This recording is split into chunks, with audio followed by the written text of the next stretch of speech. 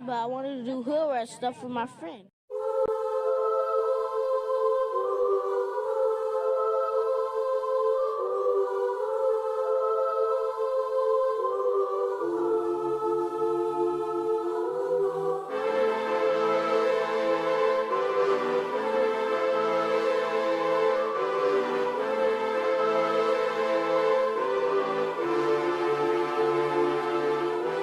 Hanging from a thread till you dead, cause your partner put a price on your head. Cause your chick was laying up in his bed, she getting details, spilling every word that you said. She working retail, thirsty bitch just trying to get ahead. If history tell us anything, y'all both end up dead. It's just a street tale, a fable, some shit someone said. Sit at the table and hope there's more to offer than bread. Pulled out the cradle, first steps you getting chased by a fed. No head starts, just body parts and lead sparks. Old religion, brand new hate and weak hearts.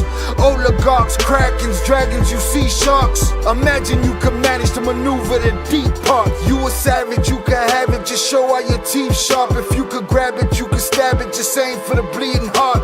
The ones that show compassion, the soldier that seeks art. Does the artist that wage war take over or take part? Taking a knee, thinking no one faithful is me. I'm good people in bad lands, no evil live within me. I mind mine, I survive, find this land's for the free. If I'm mistaken, I'm forsaken, no one rescuing me. Residual effects, stray bullets through familiar necks. For any number of infractions that I deem disrespect. Your beliefs, you deserve better, but we both in the shit. You just haven't come to grips with it yet. Fight or flight, and they ain't really nowhere to go. If your back is against the wall and you ain't throwing no blows, you gon' crumble in the rubble, become blood in the snow. If you a victim, they collect them, grab the body and go. Dig them and ditch them, total disregard for the soul. Gas them and lit them, watch the flesh burn in the glow. Where we live and catch a shiver, this a hell you don't know. Your best hope is that your dying ain't slow, or your dying's a show. Where we at, it's every man for his own. A bloody backdrop, where killers just zone and slice flesh to the bone. Masked and gloved up front of your home. A flash of gun, but the side of your dome. Fresh blood from a stone, dents in your sense. Kick your fucking ball through the fence, dare you to say something. No sense in sitting around in suspense. Find out what's next, open your fucking mouth, disrespect. See the extent of how my life is intense. She beautiful and oppressed in a permanent summer dress. She a servant and still she blessed. Children cradled against her breast, whispering prayers, wishing their souls the best, knowing that they forgotten, not forgetting they're blessed. The bloodiest red lights, just piles of dead life. Something must be broken, the glyphs wasn't read right. You think them Bible papers was shed light? Yeah, right. Burn after reading, tell the preacher I'm leaving.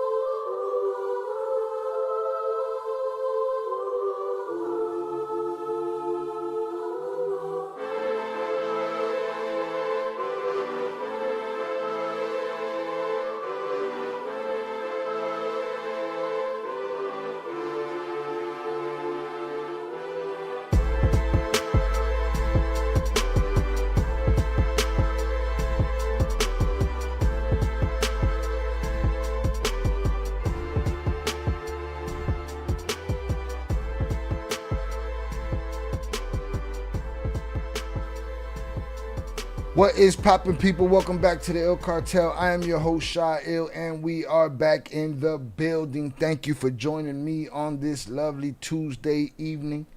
Hopefully it's a beautiful day where you're at. Hope you enjoyed your Memorial Day weekend.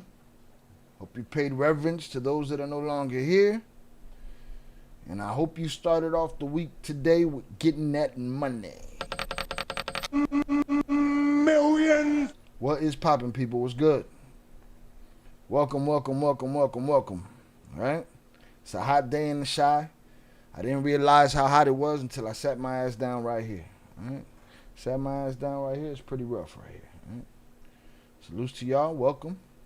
Thank you for coming through. We got a couple of things to talk about tonight. And we're going to get her done. All right? Give me one sec. All right, boom. We gravy, baby. What is good? Welcome. All right, shout out Shannon. Saludos, Shy, in chat. Saludos to you.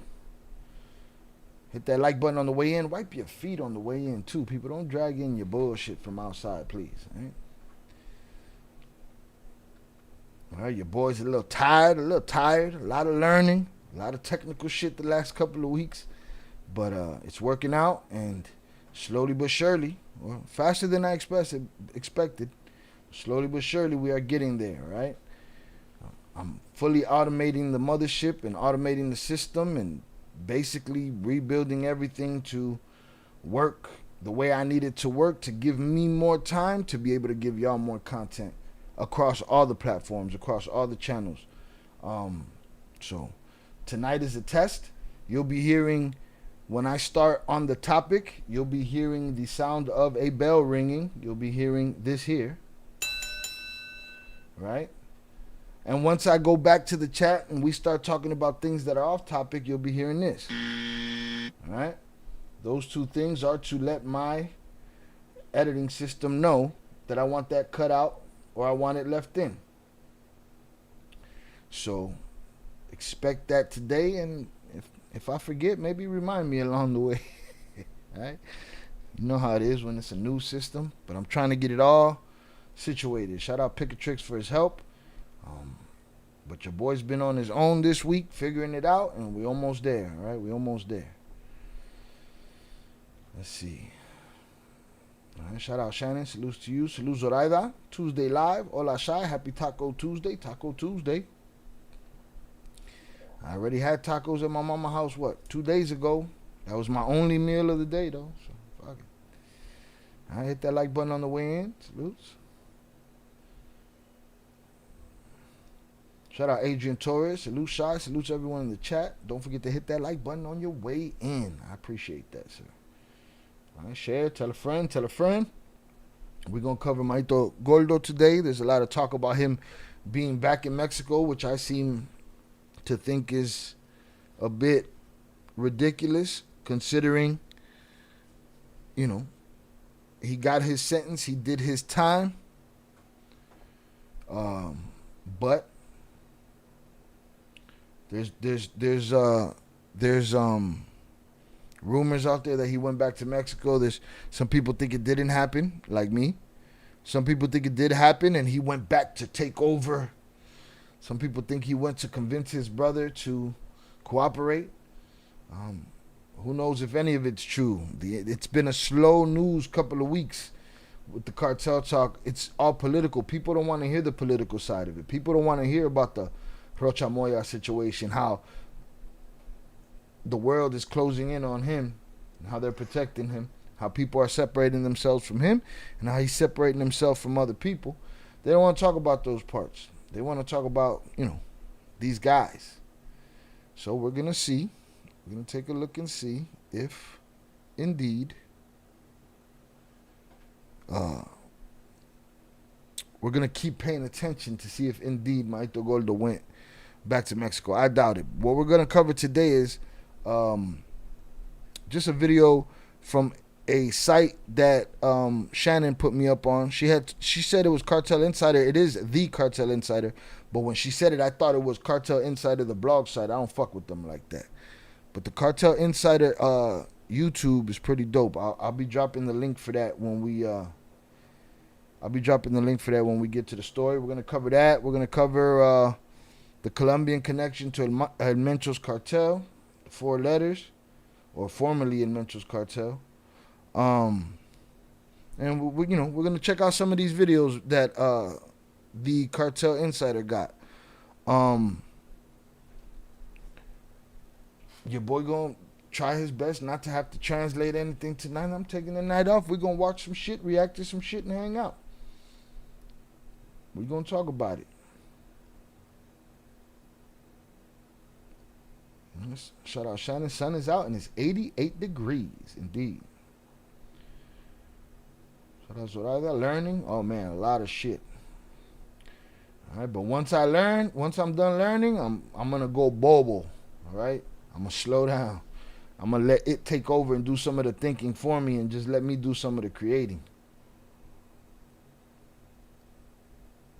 Shout out Zoraida. 95 there. Feels like 100 just recently. I recall recently. It was cold where you was at, Zoraida. Just recent. Shout out Shannon. Cool. All you do knowledge. A lot of new stuff. A lot of new stuff. So we're gonna make it work. He's a pendejo if he went back, indeed. Shout out Dwayne on the check-in. What up, young people? Salutes to you, sir. Is that the one with your boy Mika? This channel is not, that I know of. This channel is the Cartel Insider. At Butanevrix8774 sent $2 on YouTube. Shout out Salute CHI. Shout out our head of marketing, Pete Never, on the check-in. Salutes to you, sir. Thank you for being here. Salute Shy. Thank you for the $2 power chat or super chat. I appreciate you. Salutes, welcome. So this YouTube page, from what I know, is not Cartel Insider the blog. This is the Cartel Insider.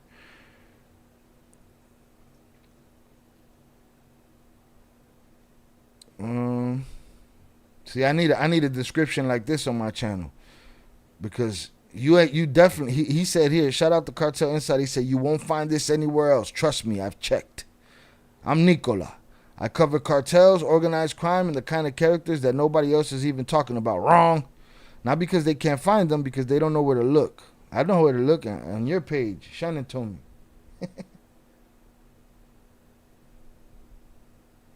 Shout out Shannon. No.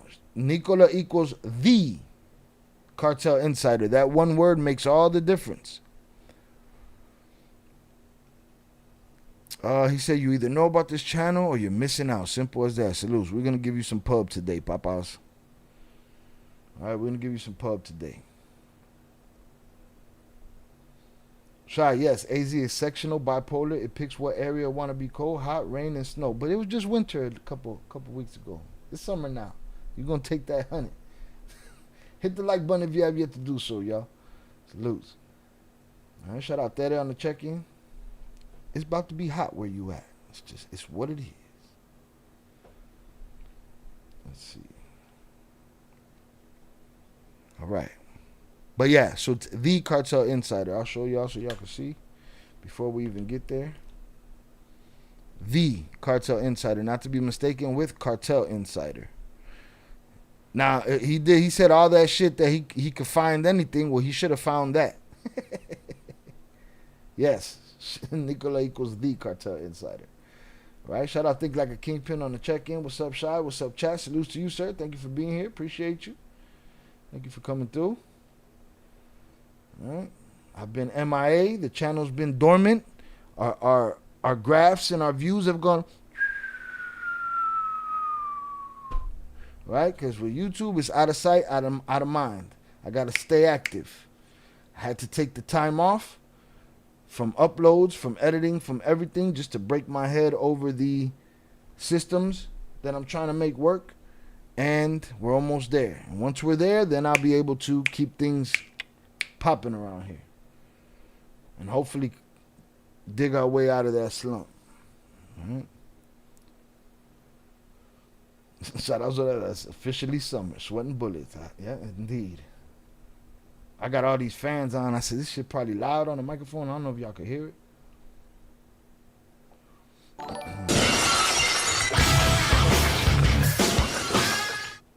At Glory Days 95 cent $3.49 on YouTube. Hey PPL. Shout out Glory Days for the New Zealand 349 super chat. Appreciate you. Hey people, salute to you, sir. Welcome. Thank you very much. Shout out TJ Bet. Shout out ILL Cartel from Guadalajara at the moment. Salute to you, sir. Stay safe. Enjoy. Shout out Cody. Mika Trevino, a fanboy. Can't trust his site. Can't trust his site. Absolutely. Can't trust this site at all. Can't trust that site at all. Shout out Ted. I got these earbuds on because you never know what. When Shy's going to curse and say, fuck, shit, bitch. Hit that like button if you have yet to do so, y'all. The math ain't mathing. Let's get the mathing, please. If you've been here more than 5 minutes, you've been entertained by the intro alone, and we deserve and have earned that like. Salutes. All right, boom. All right, salutes to JP wherever he's at. Hopefully he's somewhere watching Sons of Anarchy instead of trolling me, telling me that he's not. All right, salutes. If he pops up and jumps out of his ghillie suit out of the Overwatch, we'll talk to him then, but salutes to him. All right. Hopefully the no-do goes out to everybody else. I let the Discord know already, so we gravy on that. I'm going to take my time today. This live stream's main objective today is to drop this video in my system and let my system go to work. Make a bunch of short videos for me. Do all the edits that these videos need and put them out there. We working. Shout out Think Like a Kingpin. Salutes to the family. Shout out Pete and Vivi. Salutes. Salutes Glory Days.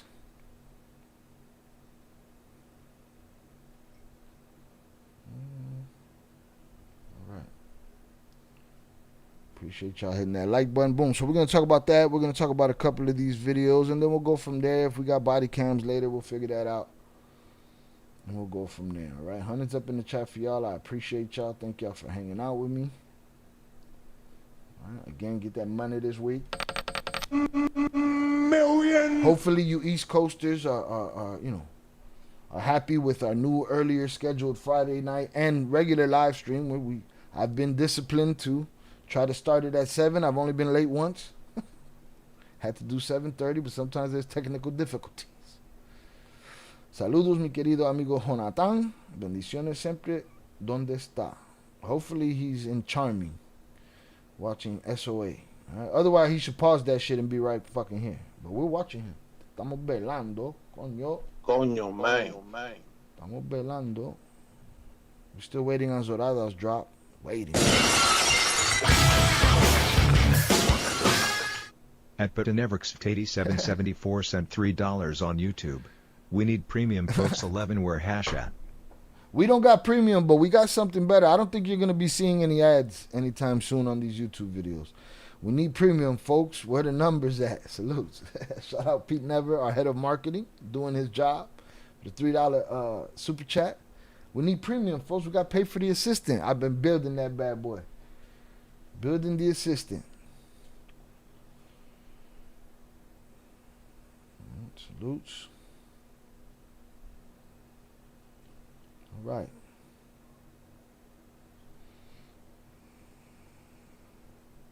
Friend. Yep, no ad right there, Papas. I'm sure he's monetized. Some cartel kids were born. This guy, he rocks the mask. Woo! And that's gonna be like, she broke the rules. At Terra855 sent $9.99 on YouTube. One beer on me. Shout out Tere. Hold on, I hit that like already. Shout out Tere for the $10 super chat. One beer on her, all right? I was about to open. It's like she read my mind. I was about to open the bar, but that's gonna be like she's breaking the rules. All right, but I will honor that beer. We will get this popping over here. No. Oh, I don't got it over here. It's over here that it's supposed to be. Right there. Bye. All right. So shout out Tere for the $10 super chat. Have me a beer. Shout out Pete Never. Good evening, everyone. Shout out Elizabeth. Good evening, everyone. Hope you're having a blessed day. Hello, Shaq. Hope you're doing well. All good. All good. Your boy just a little tired. Wait, I was breaking the rules? Yeah. If I don't put up the sign, if I don't put up the and where is it? Oh, it's not that one. It's this one. If I don't put up I had to make the sign because they used to just start going crazy. So I have to turn on the bar by putting up the sign and turn it off by taking it out. But I was about to start it anyway. So salutes. So that's what I thought. They're breaking the rules. Sorry, guys, if my messages don't make sense. I'm driving. No worry. Keep driving. We don't want to hear from you until you back home, all right? Or we'll put you in the fucking back. We don't want to see no more texts from you in the chat until you've reached your destination. All right, Elizabeth, Dan? We could chatty-patty it up all over the place. Salutes. So that was what I thought. Elizabeth, glad you made it. Happy and blessed Tuesday. Salute. Shout out Bobby D. Salutes. Those subs keep going up. Keep up the grind. Will do, sir. Working on it. Trying to make it, trying to work smarter than harder. We'll see how that goes. All right. Salutes. Let me see.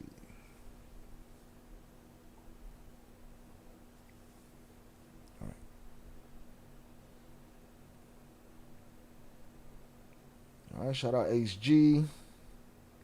All right, man. Salute to y'all. I appreciate y'all. Hit that like button. Buckle up. Get your popcorn. Have a seat. Hang out. We're going to kick it. All right, this dude wears that mask right there, that Casa de Papel ass Salvador Dali mask. Dali, one of my favorite artists. Dali was a bad boy. He was lit. High. But he was drugs. If you ask me, are you on drugs? No, I am drugs. No worry, Tere. No worry. You read my mind. You saw the thirst in my face. All right. Elizabeth, safe travels. No texting and driving. Safety first, then teamwork. All right. Pineapple Express. Safety first, then team. Maybe I need that. That's probably what I need on the soundboard for moments like this. Safety first, then teamwork. Shout out HG. All right, y'all, let's get it, man. Let me put up the captions here. See what Buddy's talking about Mayito. I don't know much about Mayito Gordo. I've heard he wasn't much about the business. Wasn't much about running things. But I don't know much about him. That's all I heard, really. So let's see. I don't know what's going on. Everybody wearing these masks. I feel like this is a AI or green screen background anyway, and who knows how much of this is AI. Why even wear the mask? Just create some other dude there or something. Because you know what? Yeah, has to be an AI avatar because his eye here is in a different position than his eye here inside the mask. You can see it. All right. Shout out Big June on the check-in. Salute Shy, all the usual suspects. Rules are meant to be broken. Ain't that the truth? So I let him broke it a time or two. Shout out HG. They all have implemented my rules. I'm going to get me the little hammer and caso cerrado around here. All right, let me start this recording. Boom. Matter of fact, let me grab my beer real quick because I don't want to miss nothing.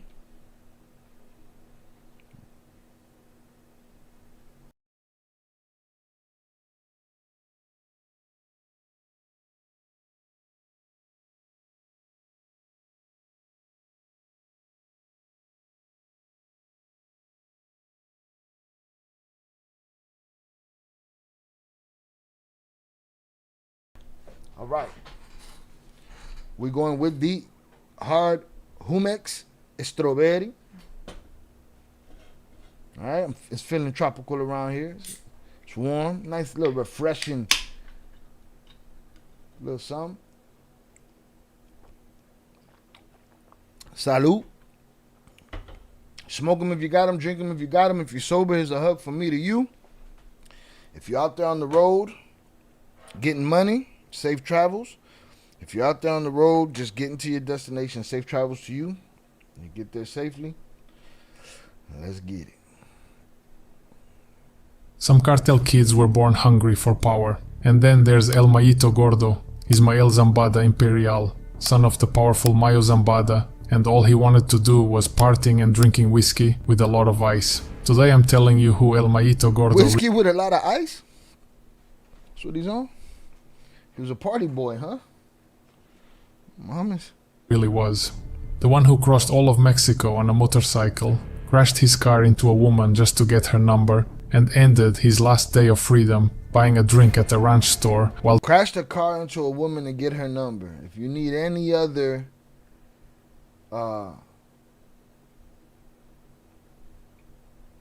character reference of somebody, all right, it's the fact that they would hit a woman's car to get the number. Wow.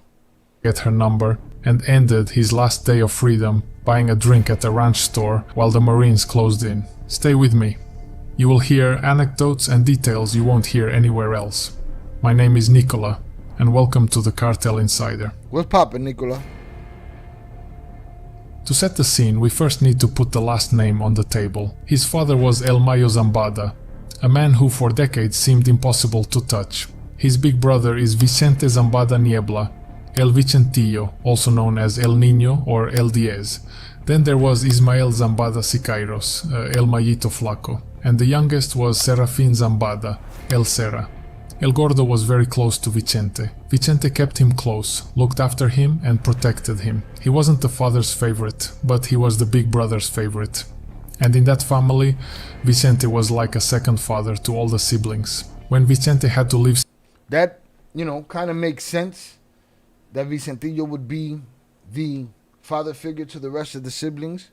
He was the one that, the father looked at as his successor, his replacement. Sinaloa because things were getting too hot, El Gordo usually went with him. Wherever Vicente moved, El Gordo showed up. And physically his nickname explained everything. El Gordo loved to eat. Many times he'd have a big plate of chilaquiles for breakfast, then want some seafood, then a torta, later some quesadillas. And by Coño, night man! he'd This guy's eating up some shit, huh? His name precedes him. still be saying, "Let's go get some tacos." There came a point where he ate for breakfast, then want some seafood, then a torta, later some quesadillas, and by night he'd still be saying, "Let's go get some tacos." There came a point where he was getting too fat and he decided to have surgery, dropping a lot of weight after that. So much so that the nickname Gordo barely made sense anymore. His brother El Mayito Flaco used to joke that he was going to steal his nickname, that now there were two Flacos in the family. Now, for those who picture the typical cartel son with luxury watches and gold-plated guns, El Gordo was nothing like that. He was much simpler. Plain t-shirts, boots, a hat, a well-kept beard, and not much else, just like his father. He wasn't the type to go around showing off his money, and that says a lot about him, because he could have been the son of one of the most powerful drug lords in Mexico. But he didn't need to dress like he was in a music video. Another thing, El Gordo never said no to a photo. He didn't ask for them, people just took them and he never made a fuss. He didn't post them to show off or call attention to himself. He simply didn't care about hiding. That's probably why he's one of the cartel sons with the most photos on social media. If I had to describe El Gordo in 3 words, I'd say motorcycles, music, and parties. The motorcycle thing wasn't some rich kid whim of, I bought one because it looks cool. No, it was an obsession and he loved it. He had bikes for everything and he didn't keep them stored away to show off. He rode them. His most crazy trip was when he decided to cross all of Mexico on a motorcycle. He left from Sinaloa with his wife, accompanied by one of his workers and that worker's wife, each couple on their own bike, passing through different states, complicated territories, areas controlled by their enemies, and then returning by a different route. When he told his father the plan, El Mayo basically told him he was out of his mind. But he also knew that if El Gordo had already made up his mind, there was no way to stop him. So he told him, "Don't even tell me which way you're going or when, because if I know, I'll worry even more. May God watch over you." That he sound like he don't want no part. He sound like he want to enjoy the spoils of the business. He doesn't know another life. He doesn't know a life of not having what he wants. He doesn't know a life of not having his motorcycles or, you know, whatever he ever wanted growing up. So he don't differentiate that, but he seems to be enjoying the spoils of war. I don't know if he enjoys the war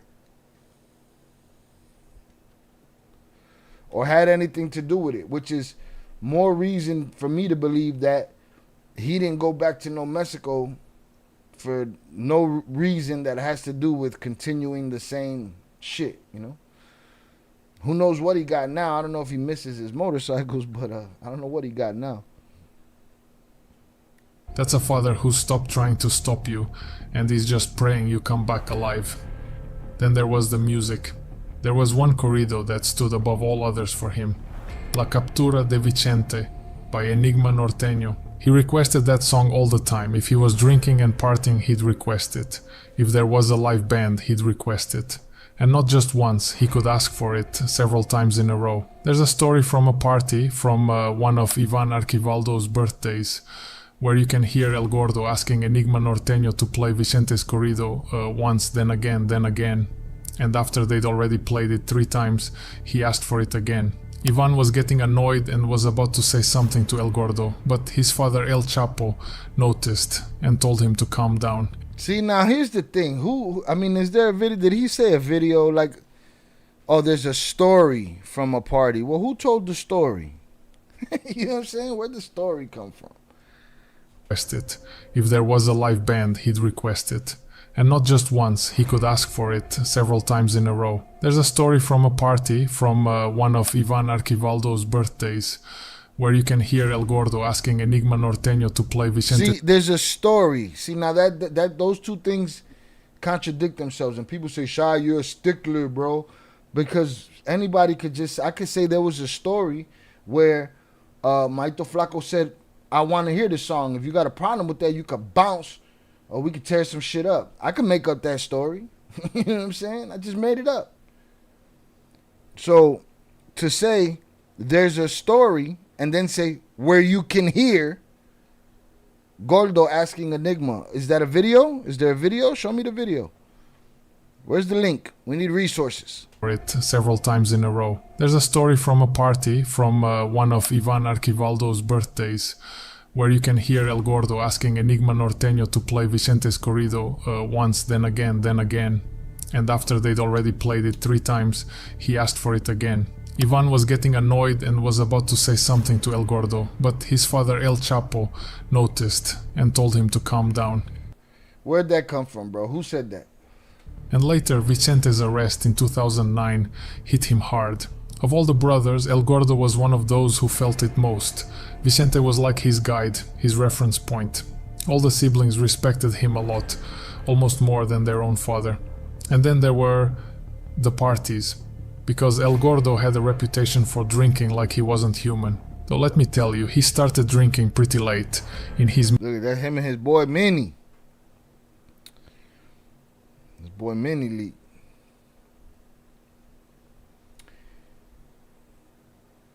Shout out Johnny Depp. Hold on. See, I already fucked up the new system. Alright. Does this guy know them? I'm not sure. He calls himself the cartel insider, but he also says, you know, people don't got the information. They just don't know, you know, they don't look for it. He looked for it. So I don't know, but tell me. Don't just make up shit, bro. I listen to people make up shit every week. You know? Every week.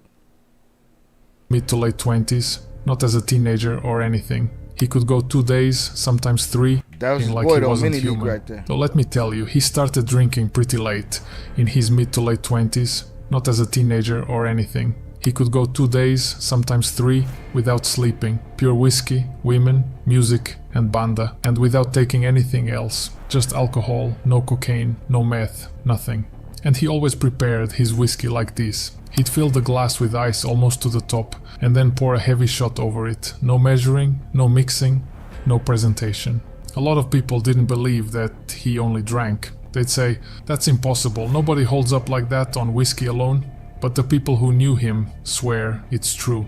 As far as I know, he was the one who drank the most and lasted the longest out of anyone in the cartel. El Gordo. So he wasn't a drug addict. He was a puro alcohólico, straight alcoholic. Is he like Okren? I don't know. Okren, it depends on his information. Okren has information that, the twins have come up here and said, hey, he has good information. I don't know this guy's information yet. He just told me that there's a story about a party where you hear this and this and that. How can you hear it from a story? So I don't know.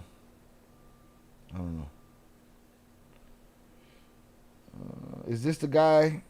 Is this the one that runs the cartel faction now? No. This guy is, I guess, in witness protection or free in the United States of America. Served his time. I believe the last sighting of him was when his father ended up here. Him and his brother. But there has been rumors lately, Pete, that he went back to Mexico. And people were, you know how people get on the internet. He went back to Mexico to take over. To align with his brother. To turn some people in. Maybe he went over there to convince his brother. Maybe he didn't go at all. Maybe he don't give a fuck about none of it. He sound like he don't. He sound like he want to drink his whiskey, ride his motorcycles, and chill out.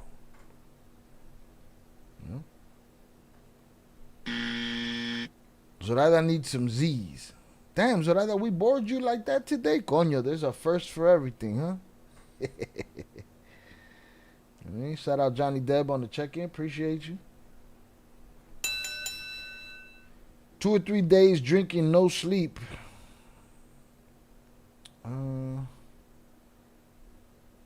I know what? I know drugs? Yeah, right. Yeah, that does sound crazy.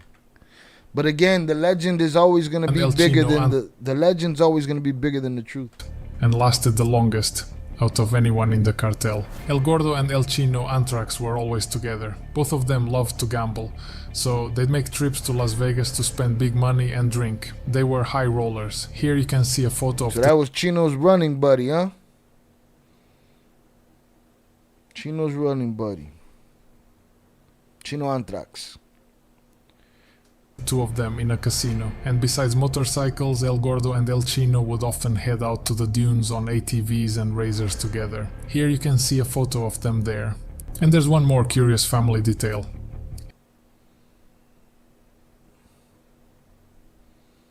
I need Z's. No, I was talking about him drinking without sleep. Need sleep, can't drink like that. Oh. Salutes.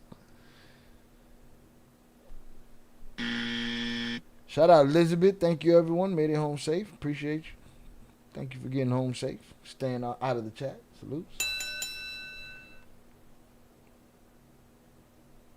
His godfather was Ramon Arellano Felix, the same last name that would later become a mortal enemy of the Zambadas. So how much does all that family shit mean when it's like that, man? Joaquin was Mayo's godson, snatched him up, threw him in the front of the private jet, of the PJ. Ramon Arellano Felix was Mayito Gordo's godfather. They all went to war and ended each other. Crazy. The anecdotes. The best way to understand who El Gordo really was is through his anecdotes, and there are a lot of them. Let me tell you, El Gordo had an armored Lincoln back in those days. A drunk friend took it without asking and drove to the beach to keep the party going. On the way back, the judicial police chased him. The friend inside the armored Lincoln couldn't be pulled out because the car didn't open from the outside. He flipped them off, talked trash, then stripped down and pressed his ass against the window. The police didn't know what to do.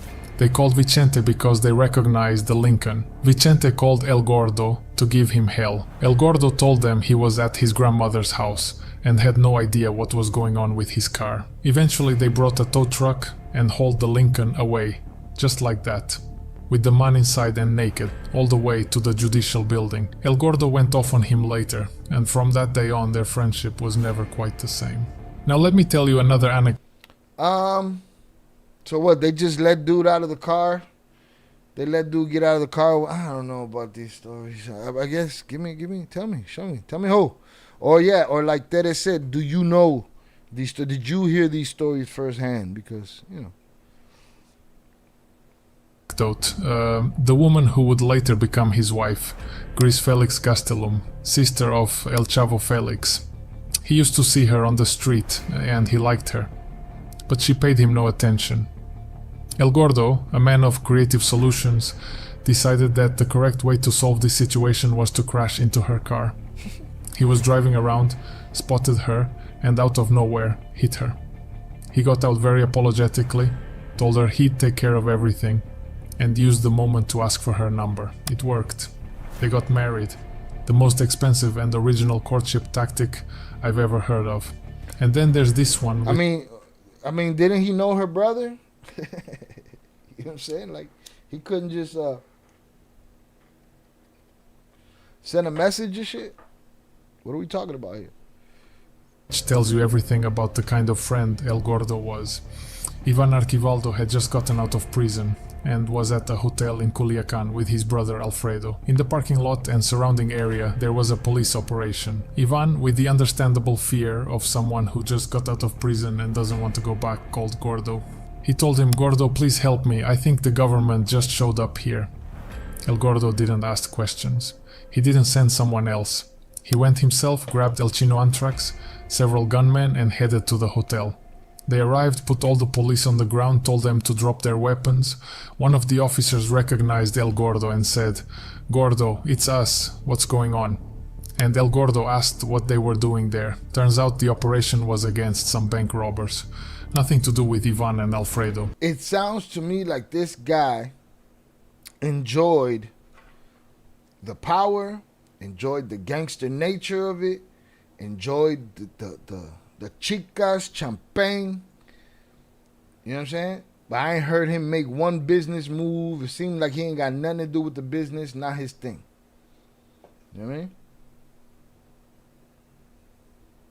Is this the new Okrin? Nah, it's Jokrin right now. We don't even know. We'll figure it out. So far, so good. He's giving me stories, but just like Okrin, we ain't going to know where he get them from. He's going to say, he says on his description of his channel that, you know, the information's out there. People just don't look for it. So cool. But I need some more sources on on these stories. I've seen a recent photo of him. Of who, Gordo?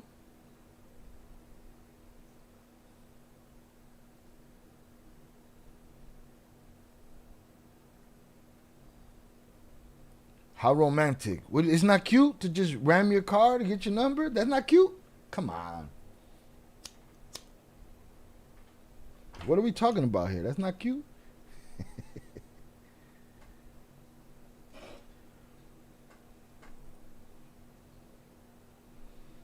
Shout out Sombra Roja. I think he got it all from Okrin. Are these stories that Okrin has told before?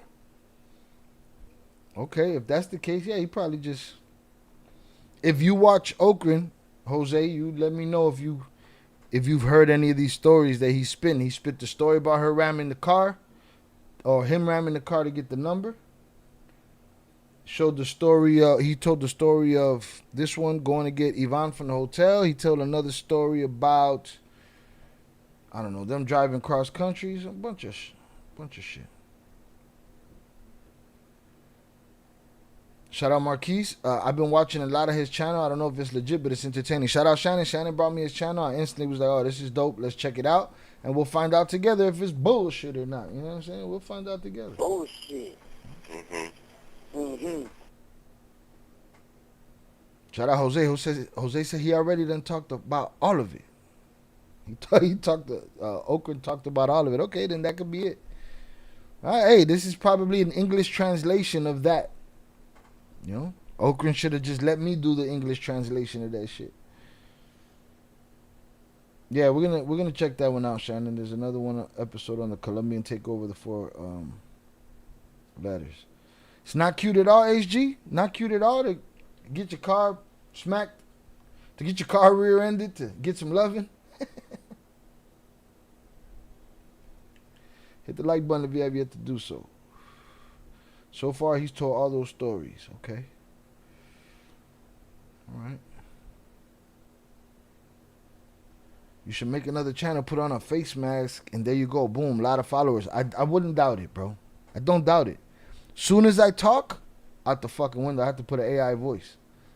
They'll be like, hey, man, that masked man sounds familiar.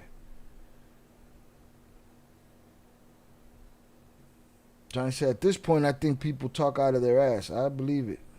Okran did tell this story about Ivan at the hotel. Okay. Yeah, see, that's it. He just scraped the internet for information. Don't worry, man. Your boy gonna... I'm gonna set up my agent. I'm gonna start selling out, too. Nah, man, we just freestyle over here. Whatever happens, happens. Now I know the stories, right? I didn't hear them from Okran. I heard them from Dude. Now I know the stories, and I'll be talking about them next time. And trying to find more information on them.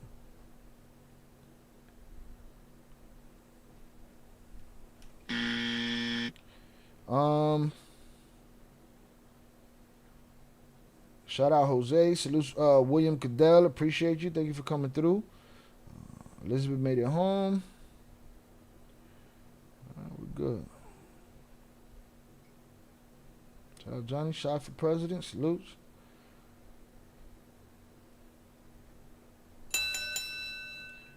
Oh, come on. Where's your romantic side? That's very cute. Yeah, man. Nothing like a totaled vehicle to say I love you.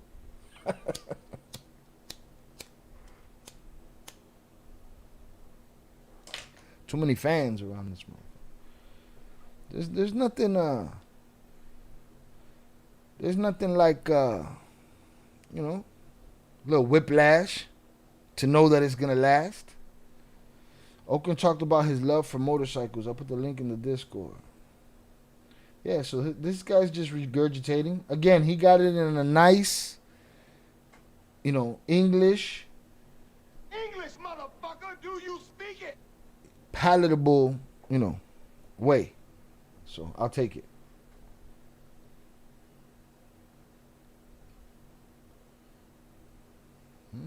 Yeah, HG, nothing like getting rear-ended to get rear-ended, nah? What the fuck? Why not? We'll see. What stands out about this story, and is something I don't really know, is why didn't Ivan call his own father's people? Why did he call Gordo? Only he knows. And the last anecdote, this one in... He's questioning it.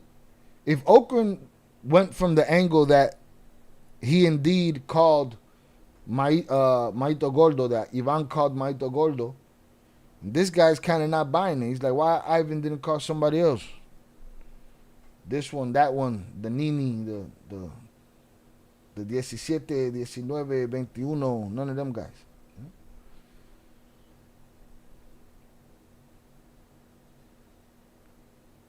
I'd be pissed if someone hits my car. I don't know. She fell in love. All right? Just nobody ever tried it on y'all. Just keep the possibilities open in life. I mean, I know a lot of y'all are taking, but keep the opportunity in life. Never, just underestimate the collision that you just had. You might find love at the end of that shit. All right? Might be right there.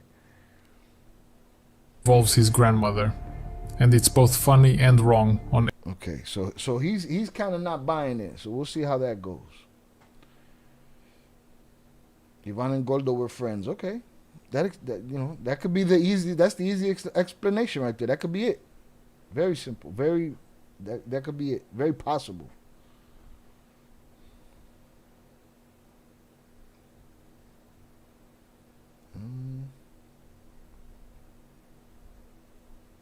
Be because there was no Nini around at that time. But you know what I mean, Jose. Don't fucking hold me. Okay, there was no Nini around. There was another Nini. There was the, Nino or some shit. He had somebody. That's now that one right there I'm with, Jose. And Ivan knew most of the federales. Tengo unos gatos. Tango el gato, los pantalones. You've had to have seen the movie for that to make sense. Ivan knew most of the federales were controlled by Mayo. That makes sense. Shout out HG. No romance there. You can only get a concussion out of that. That's it. He had to have bought her a new, better car. Oh, absolutely. And then some. What? Yeah. Exchanging information. That's all it took. Do you have insurance? Can I see your insurance, please?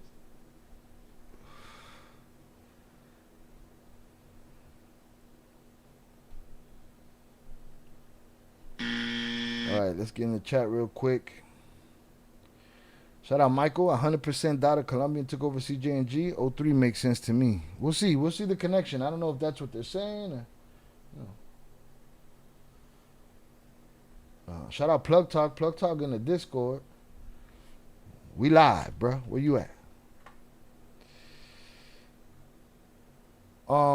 Professional opinion shot. Who goes down first? Ivan or Gordo? Gordo's already free in the United States. You talking about Flaco? Who goes down first? Ivan or Flaco? I would probably. I don't know, bro.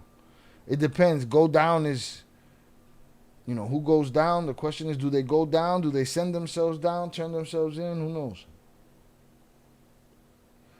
If it's a go down situation, taken out by military and police, I'd say Ivan before Mayito Flaco.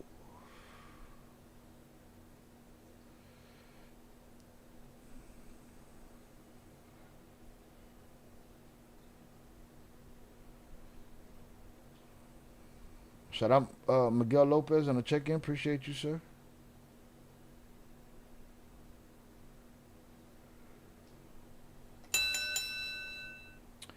Güero Rana, I believe, was the head of Ivan's security at the time. Okay, yeah. Why he didn't call that guy? But Jose brings up a good point. These are federales. Let's call the federale family. If it was DEA, I'd probably call my father. She herself was a drug dealer's daughter. I'd want to know what kind of car it was. The car that he hit? That's funny. Let's get it. Every level. El Chayo story, and is something I don't really know to do with Ivan and Alfredo. What stands out about this story, and is something I don't really know, is why didn't Ivan call his own father's people? Why did he call Gordo? Only he knows. And the last anecdote, this one involves his grandmother, and it's both funny and wrong on every level. El Chayo Antrax, El Gordo's cousin, was the kind of person who couldn't see someone minding their own business without doing something to them. At one of the gatherings at his grandmother's house, El Chayo set up 2 coolers, one with regular ice for El Gordo and the trusted circle, and another with ice soaked in amphetamines for everyone else. Without anyone noticing, the grandmother grabbed ice from the wrong cooler and made herself a drink. The grandmother went 2 days without being able to sleep, heart racing and not understanding what was happening to her. She kept telling El Gordo, "Ay gordito, I just can't fall asleep at all, and my heart feels like it's beating so fast." The poor woman was dosed without knowing it. What? No, mommy's wake. I don't know. A cooler with meth-soaked ice and a regular it just sounds far-fetched even for fucking lunatics. I don't know, but again, people say, "Oh, Shy, why you always fucking want to refer to the twins for?" Because the twins could tell us they've been to a party or 2 of these motherfuckers. If these guys is praying practical jokes by dropping meth in fucking it sounds stupid enough, but But they've been to those parties. Nobody that's asking me these questions and telling me not to talk about it or talk to them, none of them been to them parties, so they could just shut the fuck up. Right? Shut up, bitch! Shut your fucking mouth! Shout out there, I don't buy that. It's a hard sell. It's a hard sell. The guy knew a market. Listen, Jose, if I had what I'm putting together now, I would have done the same thing. Gone, and I wouldn't have put a mask on, but I'd have just regurgitated everybody's Spanish information into English. Buddy found himself a market right there. All right? Don't make me come for that shit. And now that I got an assistant. Shout out Pete Never. Oakland said that too. Yeah. This guy he said, oh man, the people need this in the Ingles, man. They need this in the Ingles. English, motherfucker, do you speak it?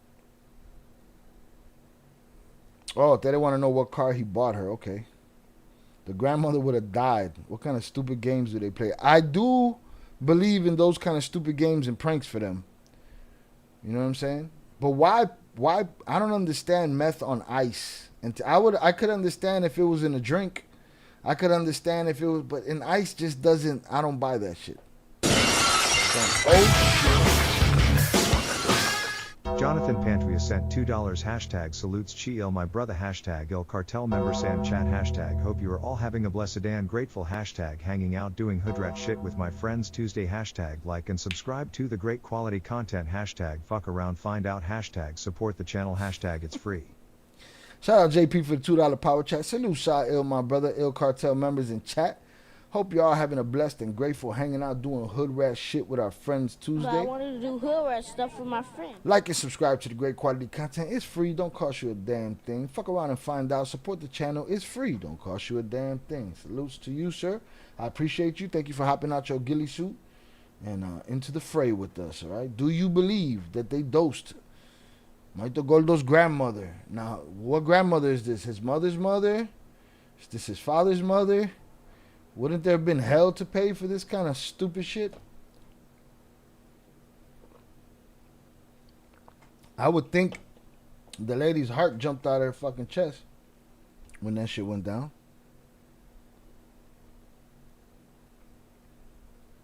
Shout out Sam. Yes, he's narrating the exact same stories as Okra, and it's just an English version of it, man. English, motherfucker, do you speak it? That was supposed to be me. I was supposed to fill that void.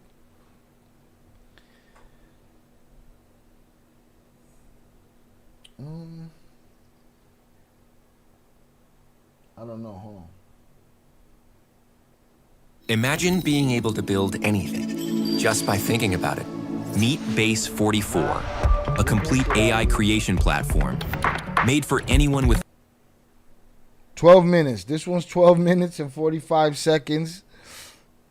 I don't know if he tells the whole story in this Okran, but Okran, shout out Tere. How long is this video compared to the one I put in the Discord? I'm sure the time will be different. The timing will be different. He's just going to tell the story in English in his way. That's it. That's it. It's probably Okran. I would think meth and ice loses potency, but who knows? Maybe they had super dope. Yeah, it just sounds like a lot of what ifs. If was a fifth, we'd all be drunk. Shout out Zoraida.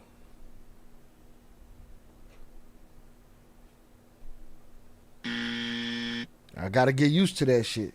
When I'm off topic, shout out Zoraida, mi querido amigo JP. Glad you made it. Salute JP. Salute, salute. Shout out Miguel Lopez. Sombra Roja, really? I haven't heard that, but I stopped watching his show a long time ago. Now you can watch Dude. Telling the same shit.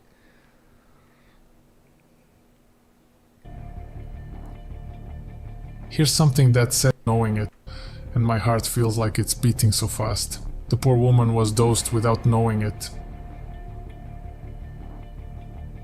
Here's something that sets El Gordo apart from almost every other figure you hear about in this world. He didn't want power, he didn't want territory. His father gave him some kilos to get started, and the Flores twins from Chicago, already established in that market, did practically all the operational work for him. El Gordo moved between 50 and 100 kilos. He also sent large marijuana shipments that left through the beaches. Oh, hold on. I didn't hit my bell. Son of a bitch. I gotta train it right. Gotta train it right. They're so boring. Hell, relax.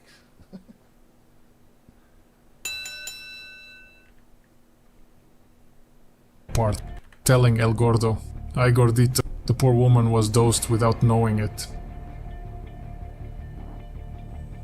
Here's something that sets El Gordo apart from almost every other figure you hear about in this world. He didn't want power, he didn't want territory.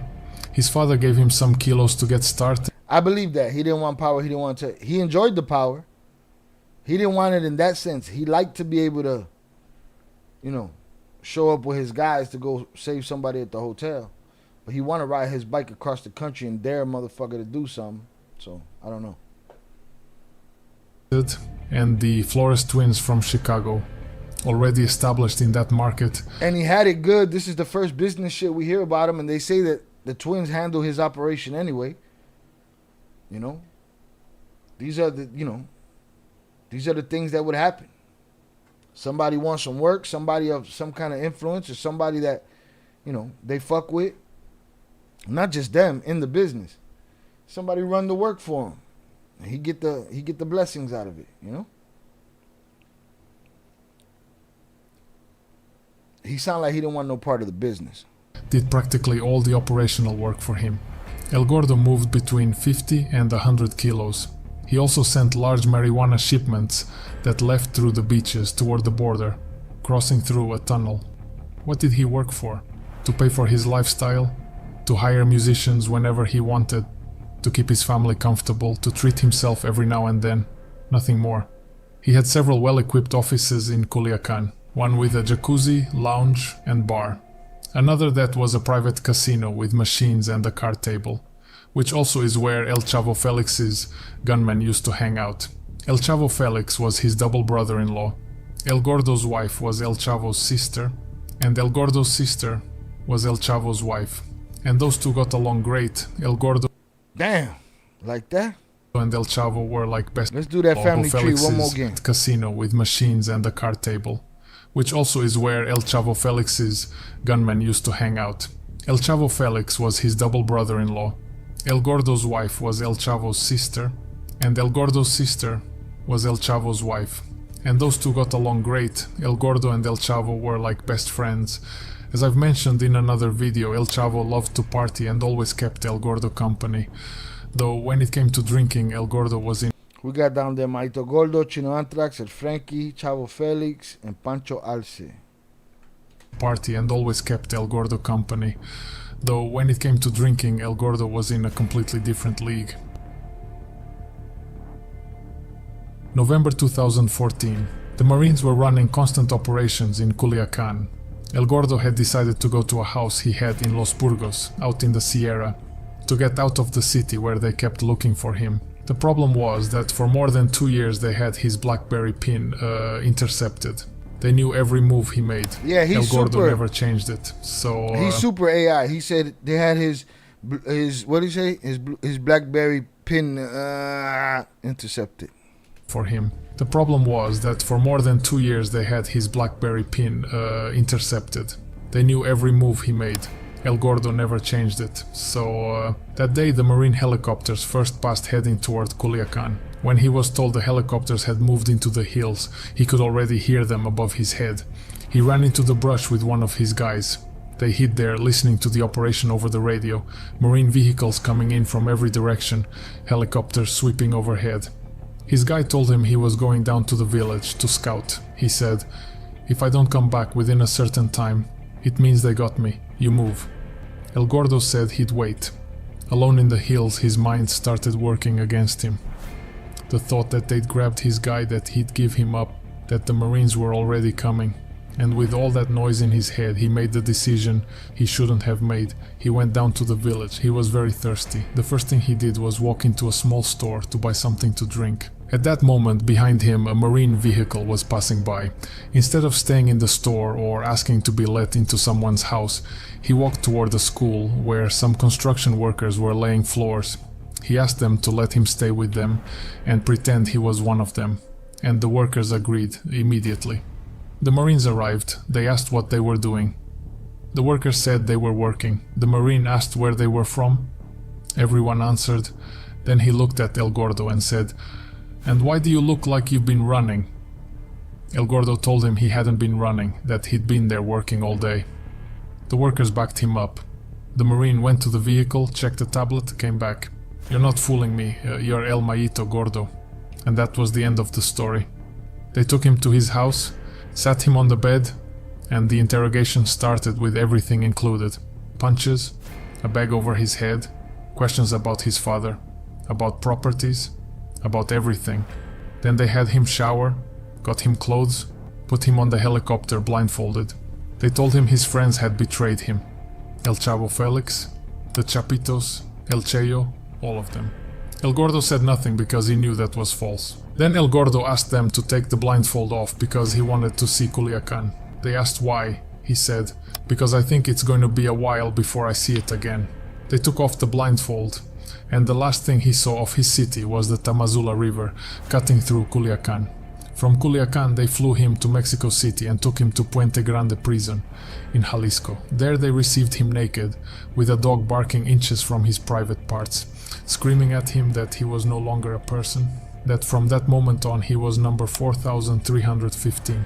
In prison he lived alongside Miguel Felix Gallardo, El Zeta 40, Vicente Carrillo, Felipe Cabrera, people from the Arelanos, among many others.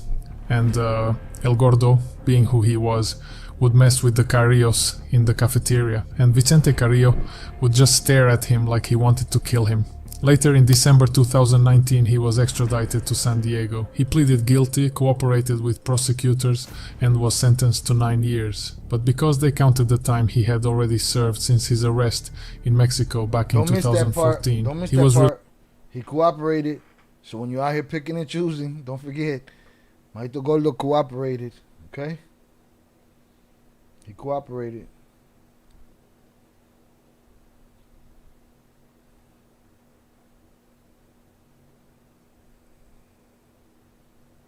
They probably got that info from that live. I don't know if that was widely known. From what live? From the live where the twins talked about it here? Scrape the internet. This guy's the Scott Bernstein of the Narco News in English. He's a storyteller. It's definitely an AI voice. I'm almost think it's an AI avatar. And from what my audience tells me, he's regurgitating Oakland Leak stuff. And I trust you guys. But that's fine. I'll take it. Evidently, he's not the insider if he's just regurgitating those stories. Oakland's video said he was with Flaco. And he tried to get them together. Flaco was telling him, let's go, but he didn't want to go.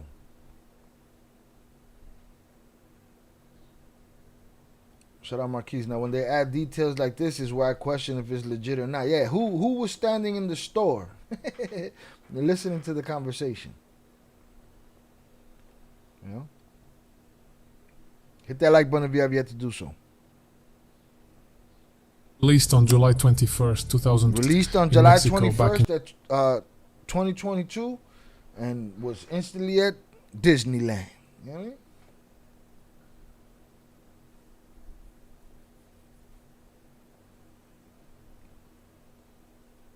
Chavez, yeah, I don't think the hat or the old man will want that info out that the twins moved his first load. Listen, man, special privileges, bro. What? You get to cooperate, you get to tell, but you don't get to let somebody move your first load and handle that for you. We got our priorities fucked up. Shout out DJ Kilo. So many folks just repeat old news these days, indeed. Again, I'm going to be repeating old news too. You know what I'm saying? Why? Because I'm learning myself and going through the history and the old stories and connecting everything that we've seen so far. That's just, how it works. Yeah, but these guys talking about their insiders. No, you got this from an insider. You know what I mean? At this point, the twins did all the work for all the sons but Vicentillo. Yeah, no shit. In 2014, he was released on July 21st, 2022, after roughly 7.5 years behind bars. He chose to stay in the United States when it was over, because in Mexico his case file was still open and they would have detained him again. The last thing known about him is a photo at an amusement park,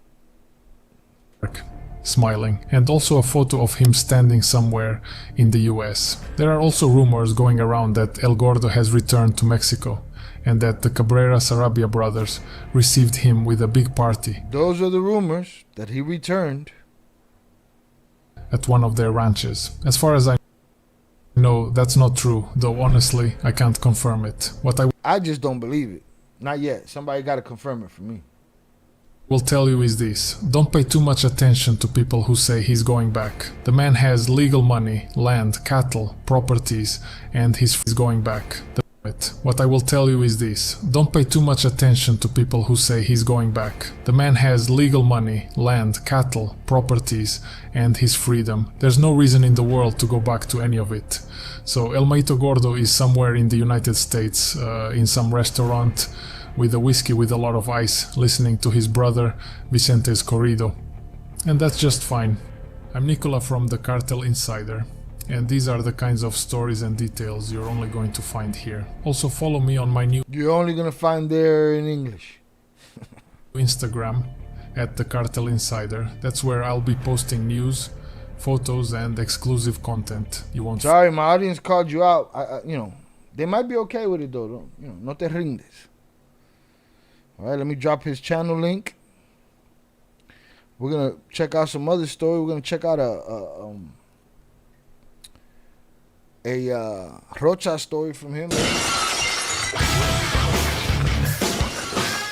Jonathan Pantria sent $2 hashtag lacing abuelita drank with ice diabolical egregious nasty work hashtag no one better try that with my family hashtag another reason not to trust ice hashtag saludos mi querida amiga Zoraida and my people in the chat hashtag the people's champ hashtag king hashtag checkmate hashtag king me.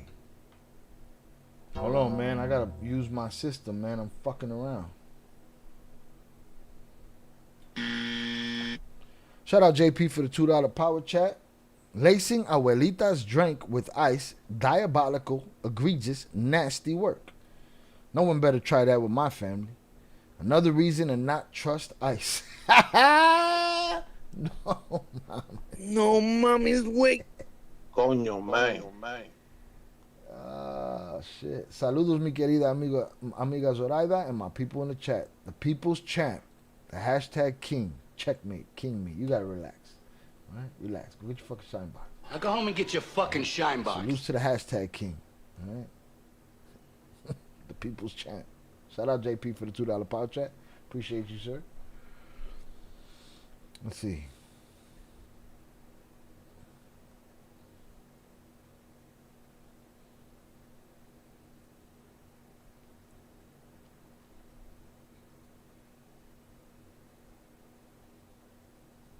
Let's get it.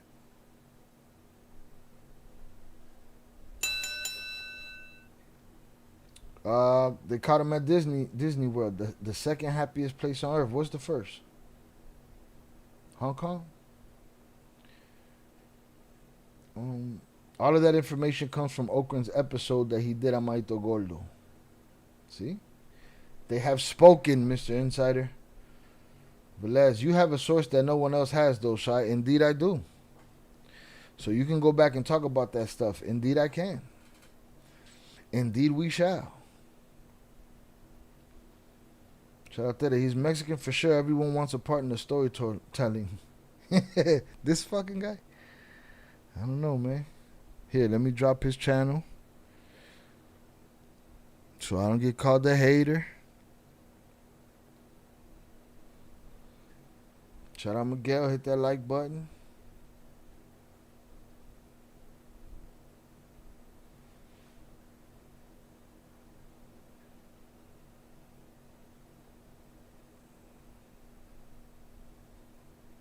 The first happiest place on earth is the Players Club in Cartagena, Colombia. Okay. Let's see what we got here.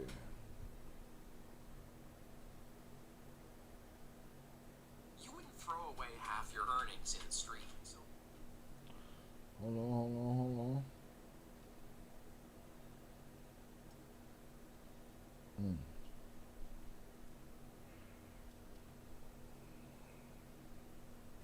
Yeah, look at his IG. It's Spanish. No, I saw that. I noticed that.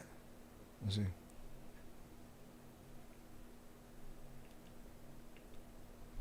I noticed that. Narco Archives documentary. Spanish. Shout out Tere. Salutes for the beer. Appreciate you. See, I should have edited that. Editor, edit that last line. Maybe that'll work. LHK. Yeah, it is Spanish. Looks crazy. Strange.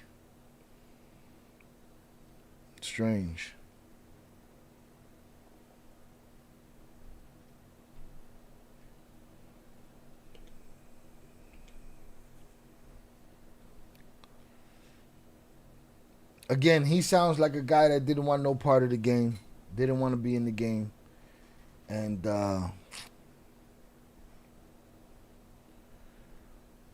wanted to enjoy the spoils of it, but didn't partake, really. Wanted to enjoy it. He's like a weekend warrior and shit, you know? I have total, complete, and utter doubts that he went back to Mexico. I allow myself the grace to be wrong, but I don't think he went back to Mexico. Does anybody have anything else to say on this Mayito Gordo topic?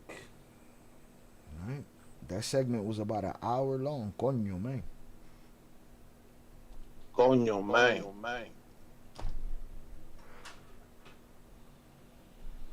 Who's he following on Instagram? Okra? That's it. He's one of the 3 people he He's only subscribed to one person on YouTube, to Okra. That's hilarious. That is pretty fucking funny.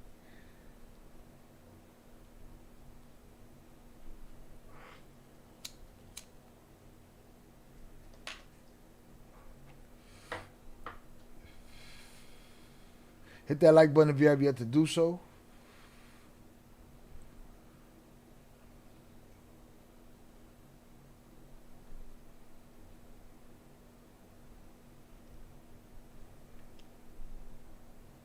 He wanted the daughter's privilege. No dealing. Dealing, no. But money, yes. Okay. Well, it looks like he enjoyed it for a long time. Went and served his time for a little while. Now he's living the life with cattle and land and que buena vida. Must be nice. Must be nice. That's hater talk. Must be nice.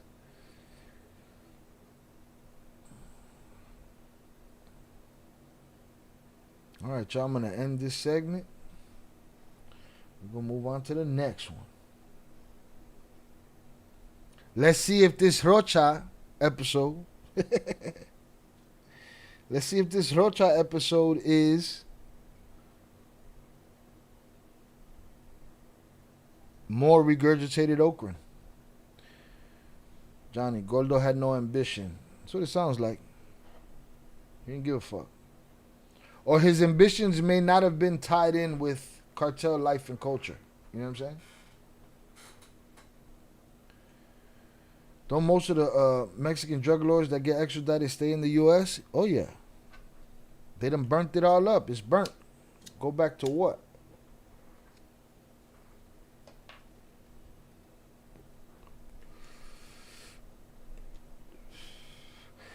A lot of them got open cases out there, no? Come on, who doesn't want to marry? It's a sweet deal right now, papas. Do all your dirt, you know? Do all your dirt in your country. You know, get popped off. You get a deal, you get a deal, you get a deal. And then all is forgiven, but you don't go back to Mexico. You live the American dream. You know? While you and I, we don't have those luxuries. We don't have that shit.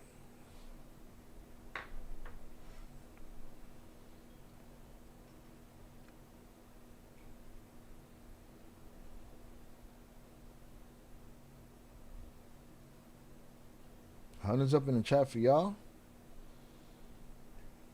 That was a dope segment. I enjoyed it. Some regurgitated English Salvador Dali okran.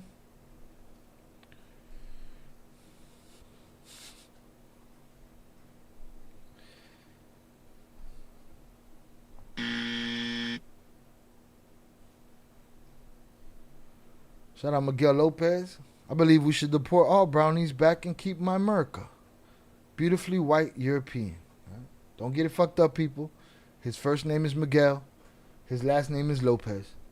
He is our resident Mexican Confederate. All right, salutes to him. This is America.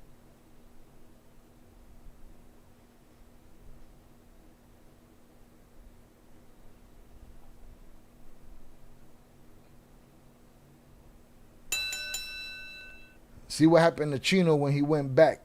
Yeah. And he wasn't even a lord. He wasn't no drug lord. He was just a fucking guy. One of those guys. But yeah.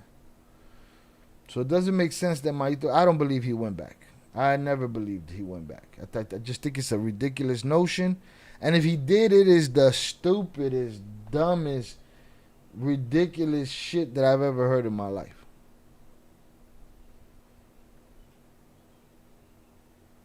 Sadly, that's the only thing that can happen to him if he did go back. Because wasn't that Minnie's dream? Minnie wanted to walk in victoriously back into his town. Like, it's a wrap, son. It's a wrap.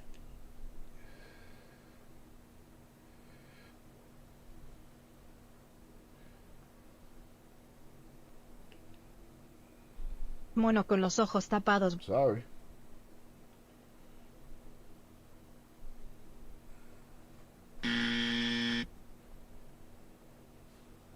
Tere, who's part of the Epstein list?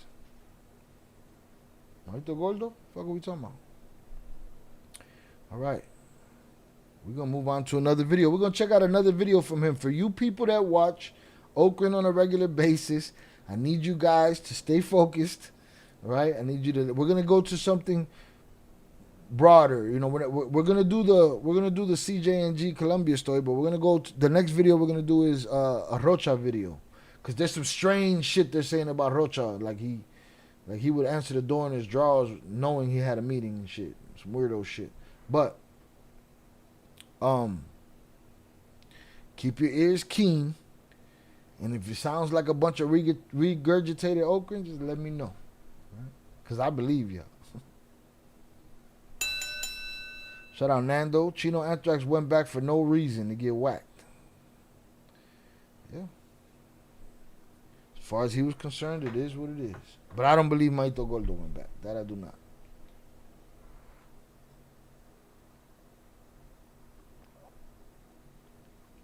That I do not believe. All right. We're going to watch another one, but we're going to watch the Rocha one.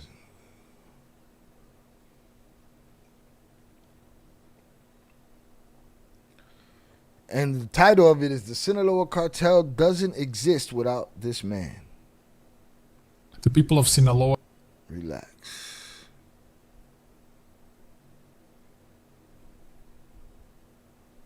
All right, hundreds up in the chat for y'all. I appreciate y'all. Thank y'all for hanging out with your boy on this Tuesday. Boom. It's early.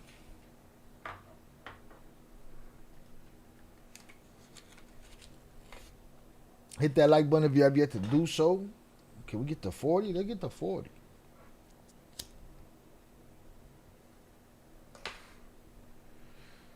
Damn, the irony. I think this looks like Quinn right here. Oh shit, what the fuck was that?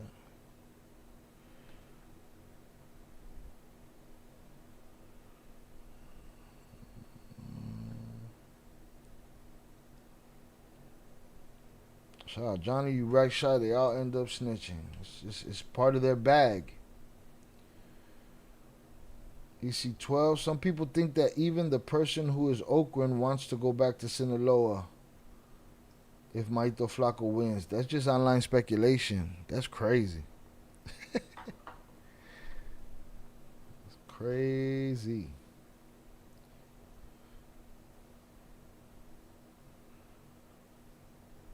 Yep, they want to go back and fucking. Bro, I think this is in this image here. This image, I think this is Hector Melesio Quinn. It looks like him. I could be wrong, but it does look like him. I know he got a mask on, but we'll see. All right, we're about to get into this Rocha story. Let me stop this recording.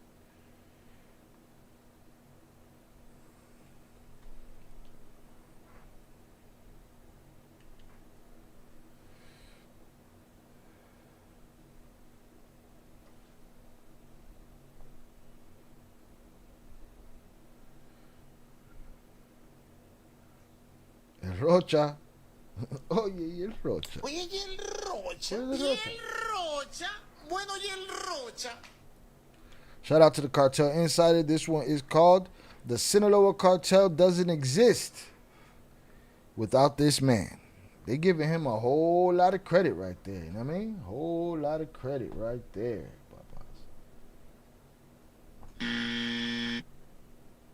Shout out OT on the check-in. Salutes to you, sir. Appreciate you. Thank you for being here.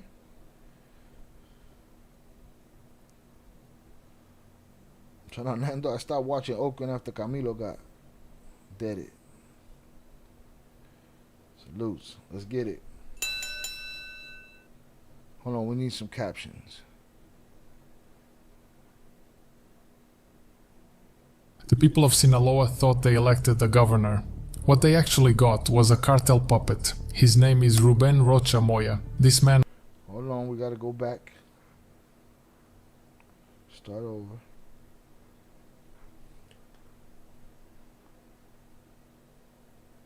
The people of Sinaloa thought they elected the governor.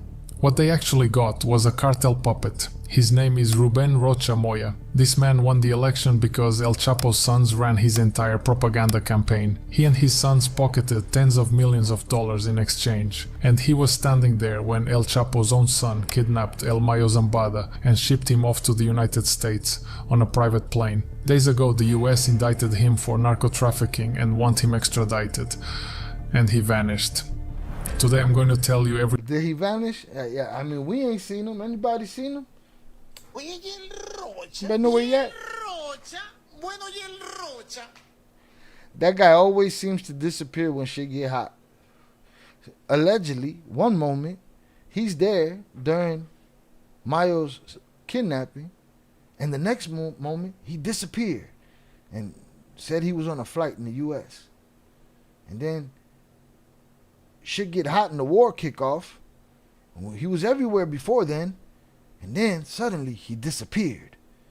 And then he popped out again, and the U.S. popped his ass. All right? They indicted him. Okay? And then he disappeared again. Holy shit. The greatest trick the devil ever pulled was convincing the world he didn't exist.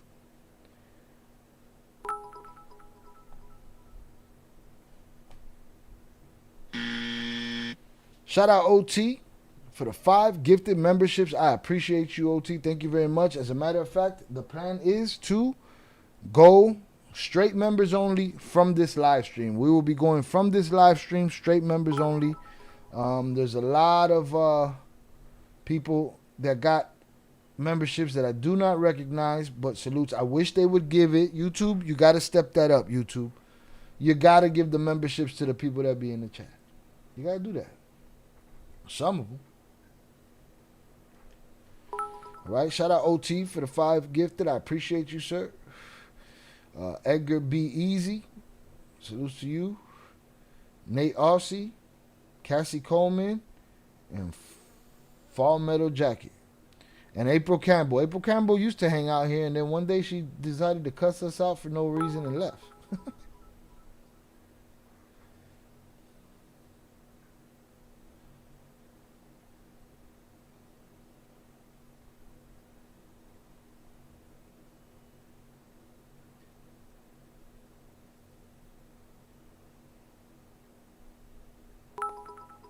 Boom. Shout out to the usual suspects. Shout out OT. I appreciate you, sir. Thank you very much. Now we know that's Oakland. You don't need to be involved. Gordo got money, snitched, and lives lavishly. Yeah, what else does he need? Nothing. Shout out Miguel Lopez. Hit that like button, y'all. Shout out Zoraida. I remember April Campbell. Hit the like button. Hit the like button if you haven't. Salutes Miguel. I appreciate you. Shout out OT. Let's get it. So we will be going members only at some point tonight. At the end of this universal stream, we'll be going members only. Let's get it. Shout out Zoraida. Congratulations to all the new members. All right. Shout out Miguel Lopez for the flow state. I like the flow state. I've been in that shit this week. Salutes to you. Appreciate you, sir. Thank you very much. See, they don't let us put that on the screen, which is dumb. Can I replay it? Let me see. Nah, I can't even replay it. Salutes to you, Miguel. I appreciate you. Let's get it. Rocha just disappears, man. He just be disappearing and shit. I'm telling you. The greatest trick the devil ever pulled was convincing the world he didn't exist. Everything about him, with detailed. Days ago, the US indicted him for narco-trafficking and want him extradited, and he vanished. Today I'm going to tell you everything about him, with details and exclusive stories that only exist here. My name is Nicola, and welcome to Cartel Insider. Ruben Rocha Moya was born in Badiraguato, Sinaloa, the same place that produced some of the biggest names in the Sinaloa cartel. He had a long political career before becoming governor. For years he was a state congressman, he was a senator, and he ran for governor 3 times. The first 2 times he lost. The third time he won, running for Morena, the Claudia Sheinbaum party. He got the highest percentage of votes of any governor elected in Mexico that year, 56.6% of the vote. A lot of Sinaloans genuinely believed in him. But here's the thing about it. Let's talk about how it actually happened. Before the 2021 election, there were 2 main candidates being considered. Ruben Rocha Moya for Morena and Hector Melesio Cuenojeda for the local Sinaloa party. Well, see, I didn't realize that, and maybe I heard it, and it just didn't register with me. I thought they would eventually go against each other, but they had already gone against each other. I get it. Shout out Nando. They got a fake Russian doing Oakland now. I don't know what he is, bro. I think he's a AI avatar. Could be real. Everything else is. Voice is. I think. Instead of running against each other, they made a deal. Rocha Moya would run in 2021 and Melesio Cuen would run in 2027. The cartel, specifically the Chapitos, would back both of them. Simple as that. A political alliance, blessed by the sons of El Chapo. According to what I know, the Chapitos didn't just offer moral support. They brought cash. Tens of millions of dollars in cash for him, literally in suitcases. One of Rocha's own campaign operatives, Joseline Hernandez, said it directly. People showing up with bags full of money, handing them directly to Rocha. But the money was just the beginning. The Chapitos put their entire propaganda machine behind Rocha for him to win. They distributed thousands of food baskets, t-shirts and hats branded with Rocha's name. They ordered every musician in Sinaloa's music scene to promote him publicly. They also told big YouTubers to push his campaign. One of those YouTubers was Marquitos Toys, who posted photos wearing Rocha campaign merch with his crew at a ranch belonging to Jose Angel, alias El Güerito, one of Ivan Arquivaldo Guzman's most trusted men. And it goes... Come on, man. That's a lot of shit right there, man. Fucking Rocha. It makes so much more sense. I was trying to figure, I didn't know personally what his beef was with Melesio Cuen. Melesio Cuen knew too much if they indeed made that agreement. And maybe he didn't want out. That they would back him in 27. It's not a sure thing. You're still going to be around in 27. In 27.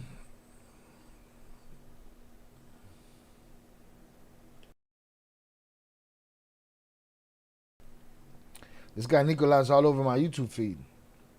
Be cautious when listening to a masked Russian. Indeed. Again, from what everybody's telling me, he's simply regurgitating Okran Leaks information in English. That's it. English, motherfucker, do you speak it?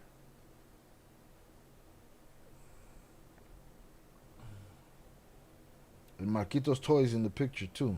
No. Marquitos Toys had the sticker, the Rocha sticker on his cars. He was campaigning. They ran a street team for him. That's what they did. They ran a marketing and promo company for him. By any means necessary. It's making a whole lot more sense right now. He's cooked. He's fucked. All right? Your services are no longer needed in the community. Who the bomb clot? Oh!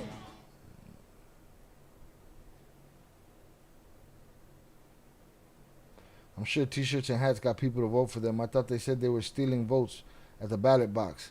Not t-shirts and hats. Pressure. Pressure. Those t-shirts and hats were there to put pressure. Yeah, but Marquito said recently, I supported Rocha out of good faith. And now I would like to return home, but they're like, nah, fuck that. Go get your shine box. Now go home and get your fucking shine box.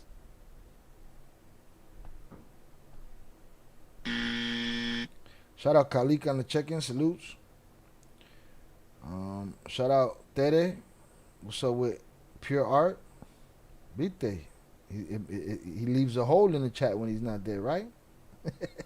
We need people like Miguel Lopez and Pure Art. All right. Shout out Shannon. I don't know, Tere. We're missing quite a few APBs out. Yeah, we got APB out on Pure Art. Zach. Vernon. Macho. Young Jizzle. I saw Lucy on Instagram. Lucy's good. So salute to Lucy.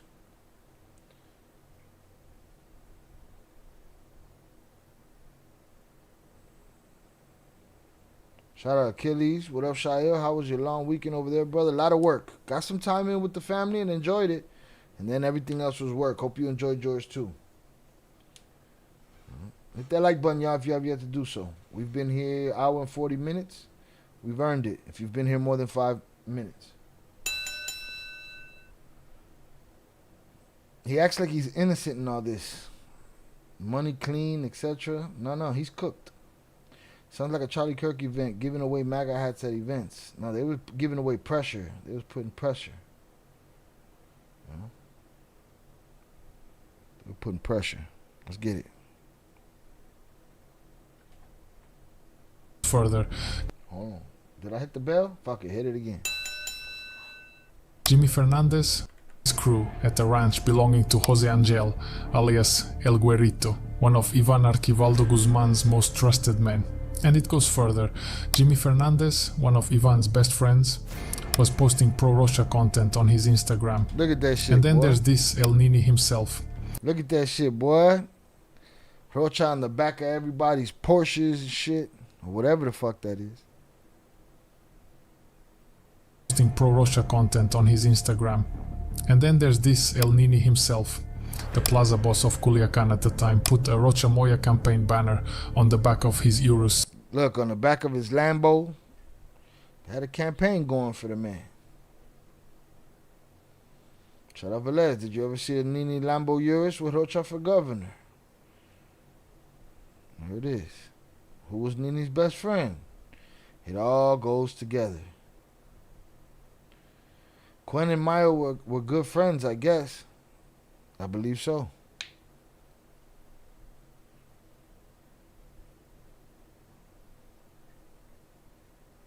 And other luxury cars like Rolls Royces, and was literally driving around Culiacan with it. That's how open this whole thing was. Now here's where things get really dark. On election day, hundreds of armed men were out across Culiacan. Their job was simple: go after every politician working for the opposition. Over 100 people total. They were taken somewhere and told exactly what would happen to them if Rocha Moya didn't win. Then, one of the Guzman brothers showed up in person at a location where around 25 people were being held. He spoke. See, Nando, that's that pressure I was talking about. They applying pressure. to them calmly, told them nobody was going to get hurt, promised they'd get their phones and IDs back. That brother was Ovidio Guzman, alias El Raton, the youngest of the Chapitos. All of them were released at dawn. None of them said a word publicly. And when journalists asked Rocha Moya about all of this, he denied any of it was connected to his campaign. So what did the Chapitos actually ask for? Three main things. First, they wanted to choose the Secretary of Security for the state. Their pick was Cesar Abelardo Rubio Olivas, someone who already had a relationship with the Chapitos. They wanted their guy in that seat, so the state police would go after their enemies and leave their drug operation completely untouched. Second, public construction contracts directed toward companies linked to the Chapitos. Third, Rocha had to publicly push for the extradition of El Minilik back to Mexico. Now El Minilik is the son of Damaso Lopez Nunez, alias El Licenciado, who was once El Chapo's right-hand man and ran his own faction inside the Sinaloa. Hold on. I need that list of what he had to do. I was reading the chat. I'm sorry. Chapitos. They want. Shout out Fernando for the Venmo. Appreciate you, sir. Thank you very much. Salutes to Fernando for that Venmo. Appreciate you.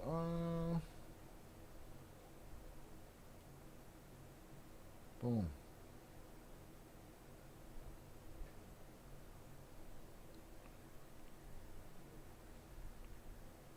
Shout out Travis. Salutes to you, sir. Appreciate you, sir. Thank you for being here. He was put in the bathroom and he never came back. Shout out Jose. I'm going to make an AI channel about this too. Do it. We'll support yours. Just don't let your AI lie.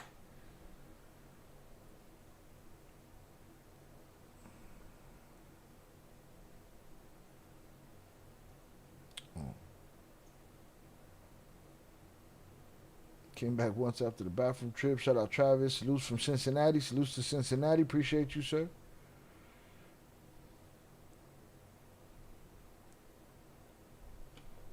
Let's get it.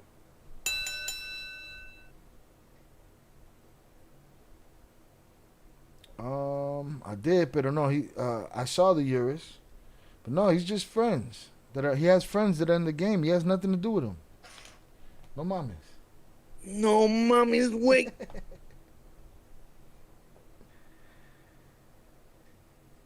To me, the only way to hold on. I was saying, I don't see how the cars with ad campaigns do anything.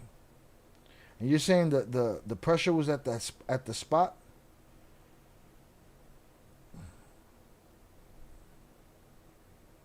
I know nothing. I hear nothing. I see nothing. Indeed. The rest is just theatrics. They probably don't have to do much but wear the shirt.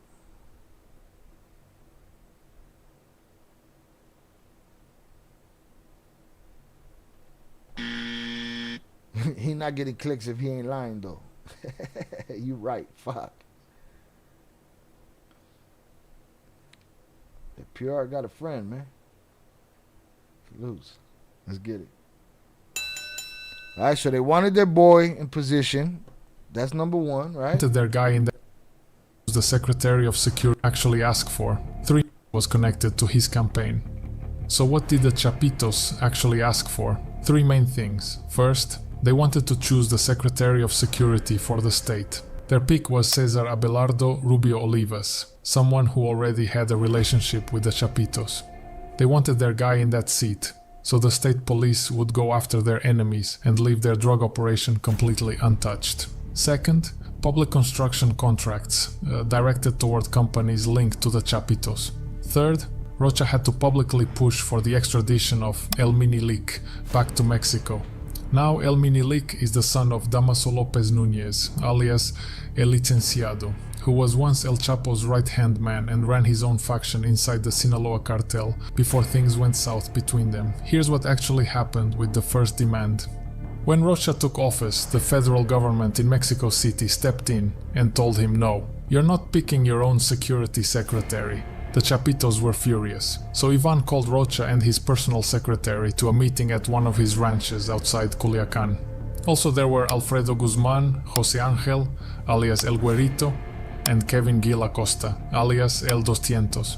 Rocha apologized, said the order came from above. that his hands were tied, but he promised to give them control over whoever they wanted within the state police, and that he would make sure every other request got fulfilled. And he did. He spent years publicly demanding the extradition of El Minilik. In press conferences, in interviews, one of the few things you can say he was truly consistent about. Funny how that works. Now here's the part that should actually blow your mind. They had him under pressure from the jump. Mexico's been requesting Minilik back for years. So you saying it ain't got nothing to do with him? It got nothing to do with Rocha? Huh? Do you believe that Rocha got his... Let me ask you a question, Nando. Do you believe Rocha got his office by legitimate means and everything is on the up and up? You tell me. I need to understand this. Hit that like button if you have yet to do so, y'all. Let's get to that 40, please. In an interview before he became governor, he was asked, if El Mayo Zambada called you or one of El Chapo's sons, would you talk to them? His answer, well, I'd have to see. I don't have a flat-out no. I think that would have to be done within the framework of a strategy that makes room for this. He said it, on record. Then after he won, journalist Salvador Garcia Soto sat down with him privately for a meal in Culiacan. And Rocha, according to Garcia Soto's published account, said this. Look, Salvador, everyone knows how things are here. I went and talked to all of them, all the bosses in Sinaloa. I know them all because I'm from Badiraguato. And I went to ask for their support. Anyone who tells you they want to govern Sinaloa without the go-ahead from them is lying. That's just how it is. Garcia Soto says he has the recorded interview from that day as proof. Rocha has denied the conversation ever happened. Of course he has. Now let's talk about... See, that lets me know that's an AI voice. This is all from text. This guy's not even there. You know what he's doing here. He's combating. YouTube has been knocking down these channels that are faceless, that are just regurgitating shit. So now they put up an avatar of a person to trick us and to trick their algorithm into believing there's somebody there. But this guy is not a Russian. He's just an avatar. We are living in a fucking lie, people. Please believe it. About what Rocha actually gave the Chapitos once he was in power. There goes Quen right there behind him. Look. This guy's gone. We found a little dirt on him. A little dirt supposedly is that him and Rocha had a deal. But we know in this game, betrayal is betrayal. Right? This guy was murdered during the kidnapping of El Mayo Zambada. All right. The prosecutor's office of of Sinaloa lied to us about where and how his life was taken, and they rushed the cremation of him, from what I recall.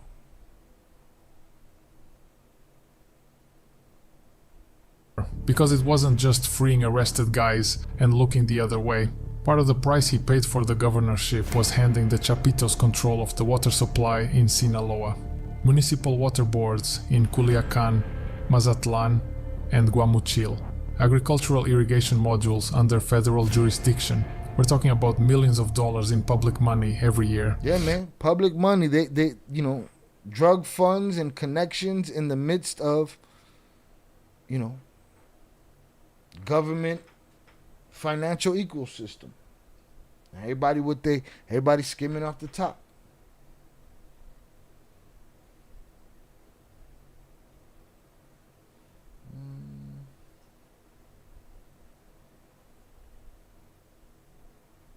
Mexico wants to extradite Minilik because they accuse him of killing famous journalists in Sinaloa. Yeah, we've covered it. I don't remember if I made a video about it, edited video about it, but we did cover that. It says online, Mexico requested extraditing in 2017. Minilik was, when Minilik was arrested. Okay, I hear you. Shout out Pete Never got rid of Quen's body way too early. Nano said Rocha brought up the topic in 2022. Shout out Leo. Hello all. Been gone for a minute. I don't text while I drive. Good. Saludos, Shai, Teres, Zoraida, Velez. Con dinero, baila el perro. Salutes. Indeed. Shout out Shannon. I've been saying he's crooked as the day is long from the jump. Indeed you have. Indeed you have. But look, all of this money, but it ain't just him. All of this money just intertwine in the mix with the government. You got deliverables for that cash. Going straight into cartel hands. The administrator of one of the agricultural irrigation modules under federal jurisdiction. We're talking about millions of dollars. Old Soul sent $25. Salutes CHIL. Salutes chat. Saluting face emoji. 100 emoji. Have one of each, fuck it. Clinking beer mugs emoji. Tumbler glass emoji. Shout out my brother Old Soul for the $25 power chat. Salute Shy Ill. Salutes chat. 100. Have one of each. Fuck it. Alright, so one of each it is, sir. I appreciate you. I'll be grabbing that shortly. Let's get it. Salutes to you.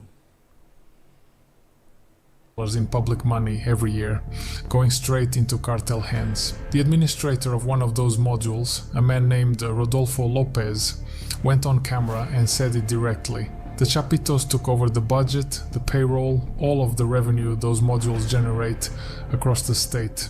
And his own sons, they were getting paid too. I've been told that Rocha's sons received exactly $10 million directly from a man known as El Carrocero, René Bastidas, the Chapitos Plaza boss in La Cruz de Elota. This wasn't just the governor playing along with the cartel. His whole family was on it too. See, look, he even used that fake ass picture. Remember when they got everybody with that fake ass picture right there? Fuck out of here. Rocha's kids are in trouble too. Shout out Pete. There was an image, a picture of them popped up in a jewelry store recently, and people were like, "How dare you?"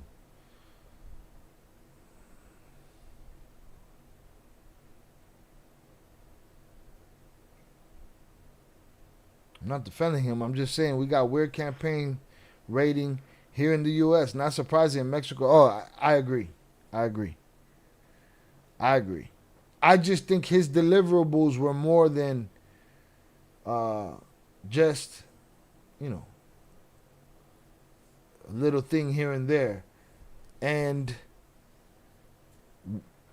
we're talking about the pressure we do know. What about the pressure we don't know? So, Shout out Jose. Did he say I've been told? I didn't catch that. That's funny. Remember, they had access to all the cameras. Somebody gave the Chapitos faction access, or they hacked access to all government cameras in Sinaloa. So yes, it's a lot of shit to answer for. There's a lot of splaining to do.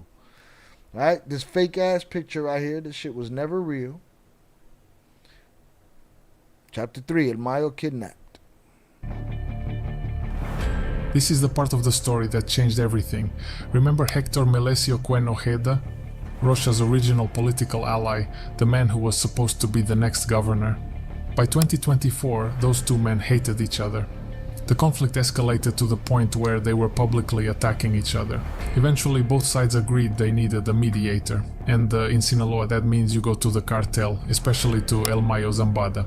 So a meeting was arranged, July 25th, 2024, at a ranch called Huertos del Pedregal near Culiacan, at exactly 11 p.m. In attendance, Rocha Moya, Hector Cuen, Joaquin Guzman Lopez, one of El Chapo's sons, and El Mayo Zambada himself. Ivan Archivaldo was supposed to be there too, but he didn't show up. And let me tell you, El Mayo wasn't just a cartel partner to Joaquin Jr., he was his godfather, the man who held him as a baby, which makes what happened next even more brutal. The key to getting El Mayo to show up to that meeting was that he was told by Joaquin Jr. the governor would be there, so Mayo confirmed it, and Rocha later told Mayo yes, he would attend. El Mayo trusted it because of his good relationship with the governor, and he showed up. When El Mayo arrived, he saw armed men around the property, Chapitos gunmen acting as security, since Joaquin Jr. was the one who organized the meeting. But that wasn't unusual for a meeting like this. These things always had armed people around. The man put in charge of what happened next was known as La Peris, a high-level sicario from El Nini's group. This was a coordinated operation. El Mayo showed up with 4 people. 2 stayed outside and 2 went in with him. One of them was Jose Rosario Heras Lopez, the commander of the Sinaloa Judicial Police, and the other was his trusted personal bodyguard, Rodolfo Chaidez. So the 3 of them walked inside. On the way to the meeting room, they ran into Hector Cuen, who was there with his personal secretary. They said hello, then they saw Joaquin Jr., who led them to a room. The room was dark, and the moment they were inside, La Peris hit him, took him down to the ground, and put a bag over his head. Hector Cuen was struck on the head too. Then he was shot in the legs by La Peris when he refused to kneel. He bled out and died. And El Mayo? He was kidnapped and put on a private plane, a plane that flew him and Joaquin Jr. directly to the United States. He delivered El Mayo, his own god. Whose account do they have saying that he was hit with a blunt object and shot in the legs? Let's see what's Mama Huevo right here. What's up, Gordito? Nice hat. What up, bitch? How you doing? You like my hat? Go buy one. Go buy one. Don't be a little pooties, alright? I'd like to say hi to you, and I'd like to say bye to you. We'll see if you make a comeback, but you know. I'm just using you as an example right now. I'll give you a good, go and take 10 and shut the fuck up. Learn how to walk into somebody's house and speak respectfully, alright, putita? Go get you a hat. You got enough time. I give you enough time to go buy a hat. The link is in the description somewhere. Somewhere on the channel. You'll find it.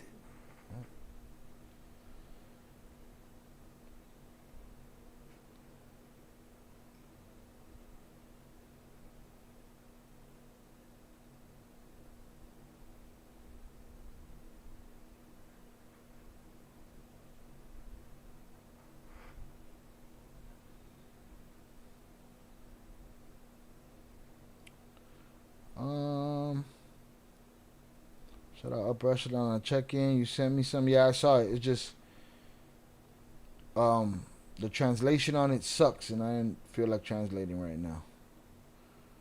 Shout out HG. Salutes. Shout out Marquise. Give him 10 minutes, man. Give him 10 minutes. Let him go do his thing. We'll give him 24 later. So I knew you were going to get him for the disrespect. And, you know, what these mama huevos do. Right? I'm going to go back a little bit because I missed some of that. I just had to look up, you know, that and get my clap on, you know. But I hit the button, so my editor knows what to do now. Let's get this the fuck out of here. This is the weirdest, most cowardice shit is to just talk crazy on the internet. You know what I'm saying? Without being provoked. Alright, shout out Upper Echelon. Salute Shannon. Alright. It's okay, nothing to see here, indeed. Alright, let's get it. Shout out Upper Echelon. I haven't had a chance to look at it either, but I got a special delivery, so I sent it straight to you. Yeah, I saw it earlier. Give us a brief synopsis in the chat. He's Rocha separating himself from Nzumza. Is what the gist that I got of it. Don't worry, I'm gonna train my robot to give me these summaries and shit. Shout out to everybody that hit that like button. I appreciate you. If you have yet to hit that like button, please do so. Father. We're gonna go back a little bit. Let's get it. Alright, shout out Val. Salute to you, Val. You missed it. I just sent a mama huevo to the bathroom and shit. Put him in a fucking bed, you might. Motherfuckers don't know how to talk. He complimented my hat though. There's one thing, you can say whatever you want about me, but you can't hate, boy. You can't hate. Even though he had a, you know, everything about him is hate, but he couldn't hate on the hat, you know. Just run his whore mouth.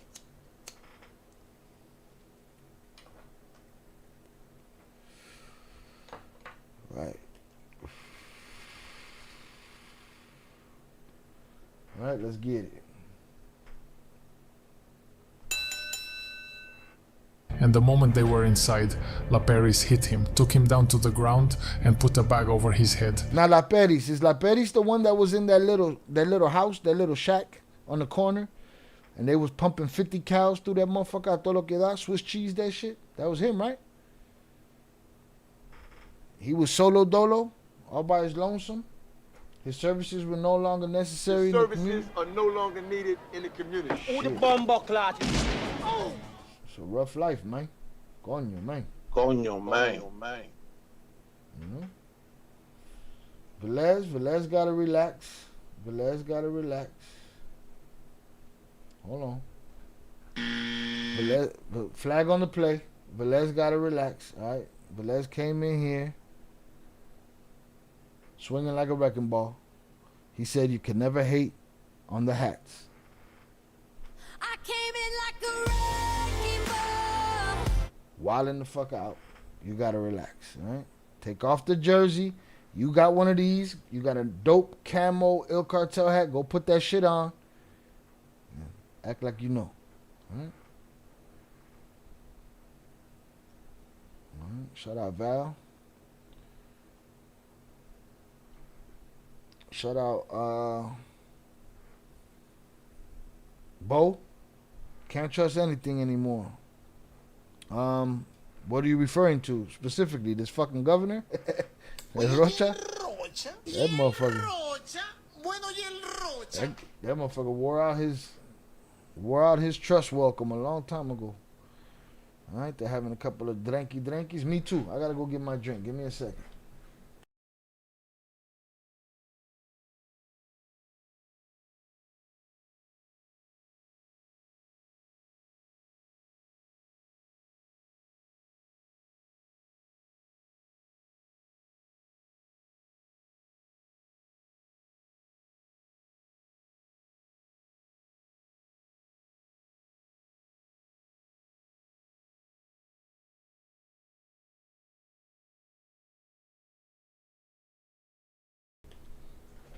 Oh shit, he's a wrecking ball.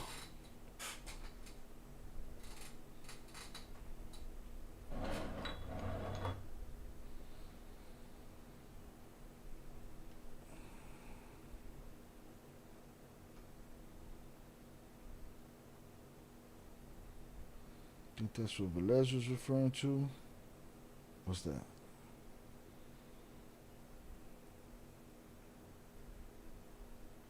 All right, let's get it.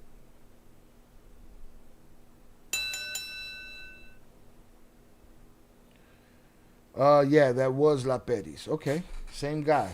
So he did all of that for what? Nothing. Why? Cause he gone. The upper room. But I don't think it's that one though. I don't think it's that one.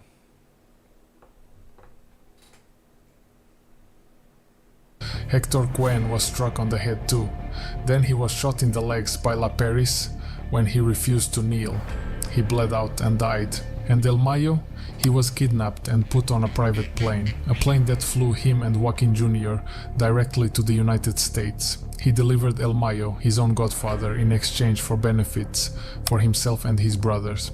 And Joaquin himself surrendered voluntarily on that same flight. The body of Hector Cuen was put in a white Ford Raptor, and Rocha Moya was there. He was actually waiting for them in the room where the meeting was supposed to take place.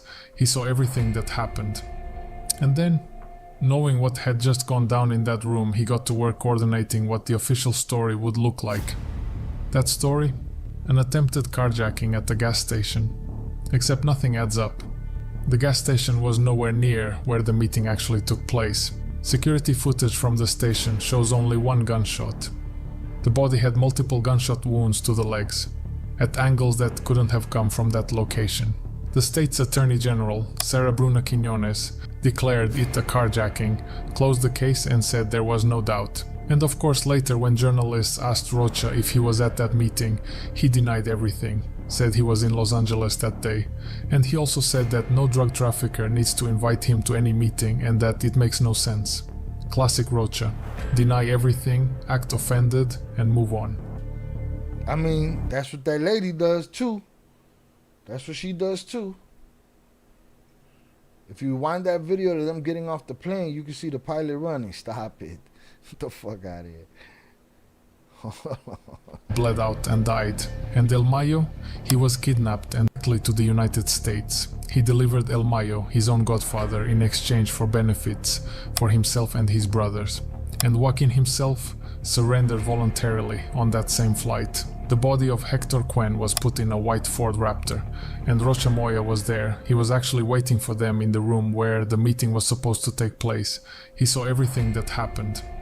And then, knowing what had just gone down in that room, he got to work coordinating what the official story would look like. That story? An attempted carjacking at the gas station. We knew that was bullshit. Day one. Day one, I think we knew that was bullshit. Maybe day two. That's what they call coordinate. Got to coordinate. There was blood in the back of the truck.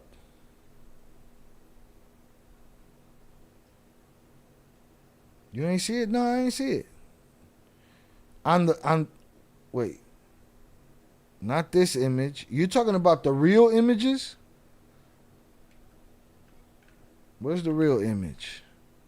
His own godfather in exchange for where you see it running benefits for. Well, I ain't see nobody running, bro. You wildin'. If you keep sending me back for no reason, I might have to rent you and let that put you in the fucking bathroom for just as long as that other mama will.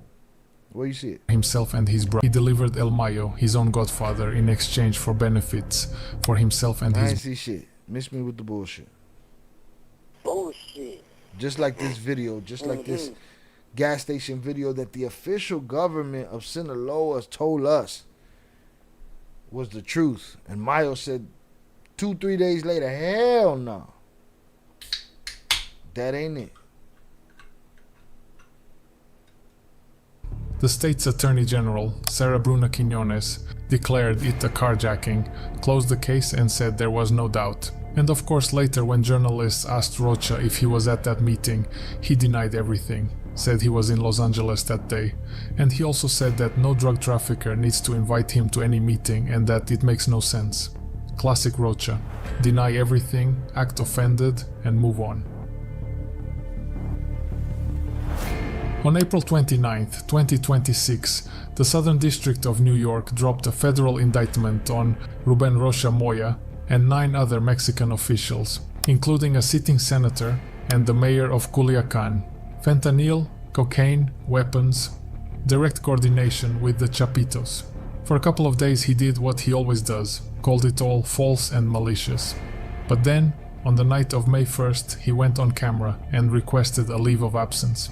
Congress approved it. New interim governor named. And then he just disappeared. Nobody knows where he is. The greatest trick the devil ever pulled was convincing the world he didn't exist.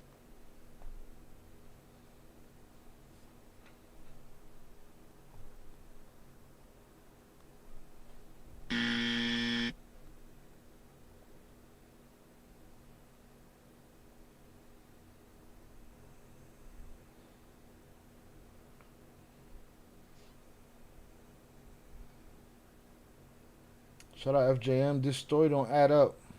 Hold on, I'll get to that in a second. Shout out Tony D. Salutes to you. Appreciate you. Pete, you said the pilot jumped over the fence. Shy, he did. He fucking jumped over the fence.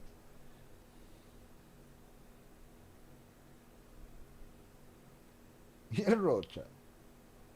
That guy has a Russian accent. Not a Paisa accent. That guy, his name is Nicola. He ain't trying to be no Paisa. he's Nicola. Fuck it.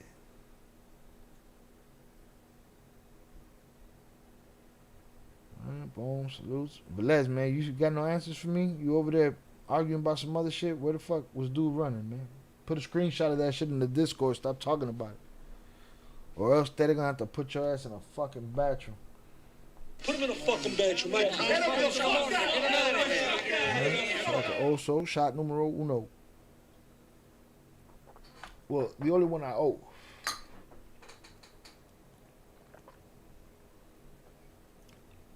Who makes mango? And I got a fresh mango right there. Post-show fuckery. A mango. Used to be Oreos and shit. Now it's a mango. All right, let's get it.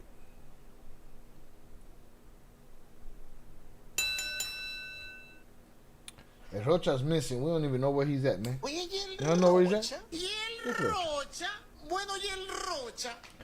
Oakland got many faces, voices, names. People think he's other people. Might be this guy right here. This guy.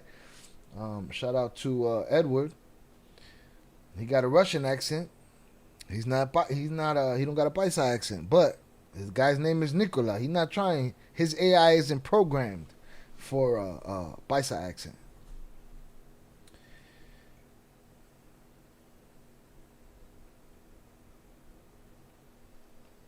Mexico's president pushed back on the charges. The Attorney General office refused to arrest him, and officially he remains a free man in Mexico. And it wasn't just the US coming after him.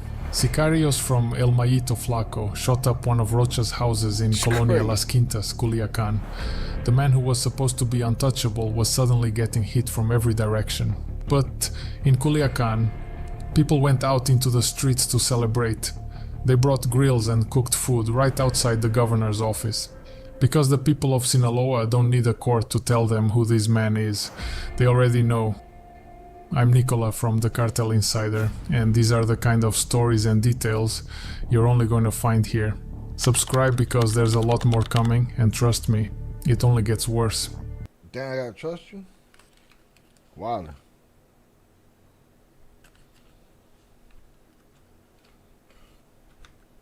How much is his bounty? Whose bounty? I don't think they put one on him yet. Shit, a bounty on Rocha? Right now he got his what he got? 27 camionetas. Was it 27? 17? 17 maybe.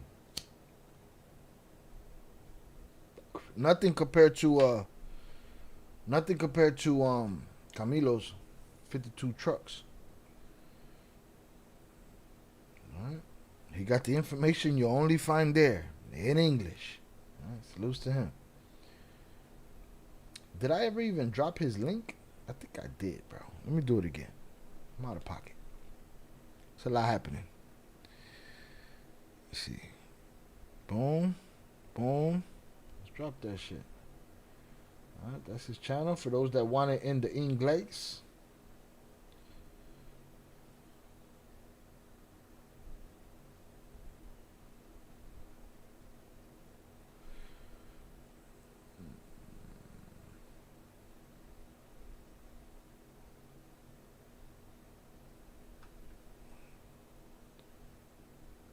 Shout out Pete.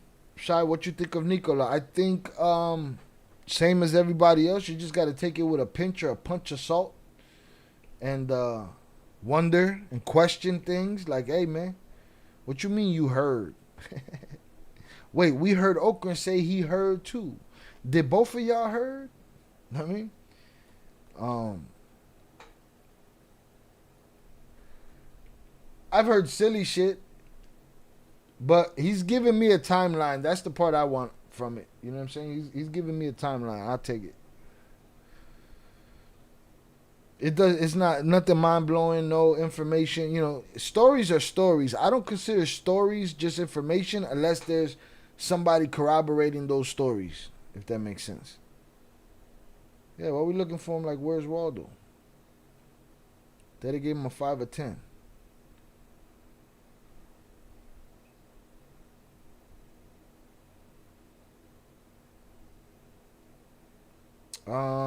Rocha, they can't take Rocha. What's the KKs? He got the KKs and Obrador. He ain't going nowhere.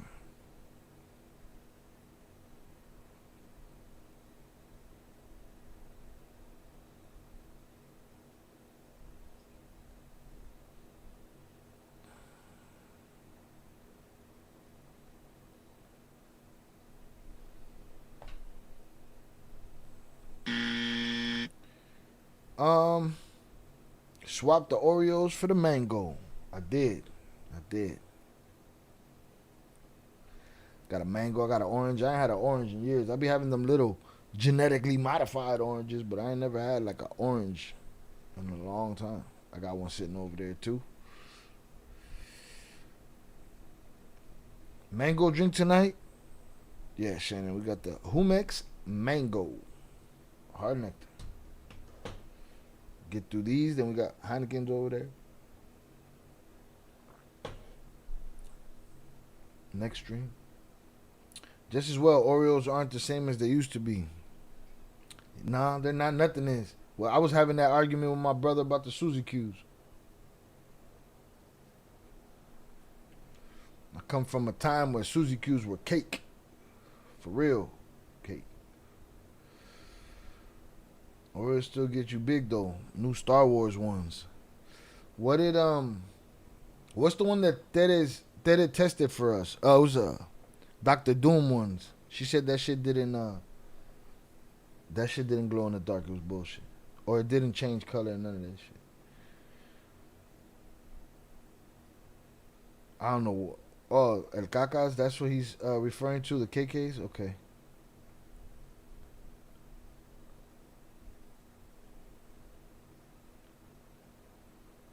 Sabes ahora, fire with the orange. Vamos a ver. That's his name, El Cabeza de Algodón. AMLO. So the KK's translation in Spanish to the El Cacas. These fucking names, bro. Okay. Buddy that went to the bathroom, he's El Huele Bicho. 0719.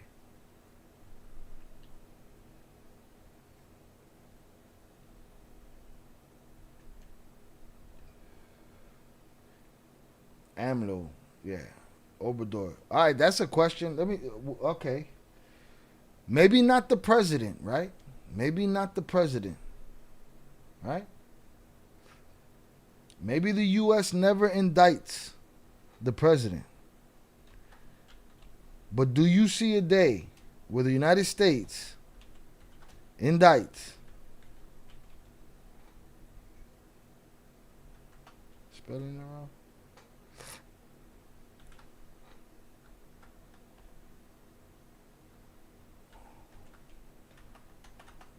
Manuel Lopez Obrador, former Mexican president. Yes or no?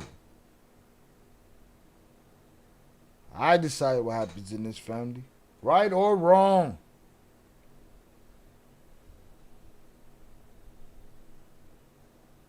Did I hit the bell? I don't even know if I hit the bell.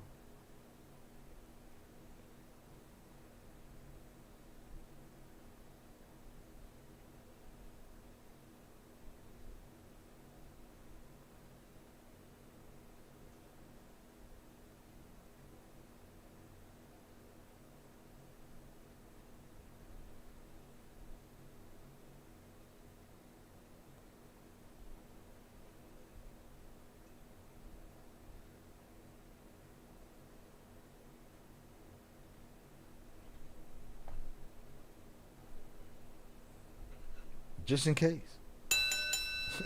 Get your votes in. Will they indict Obrador, former president of Mexico? Oh, I said for Mexican president. No, mom. Probably didn't let me get no more characters.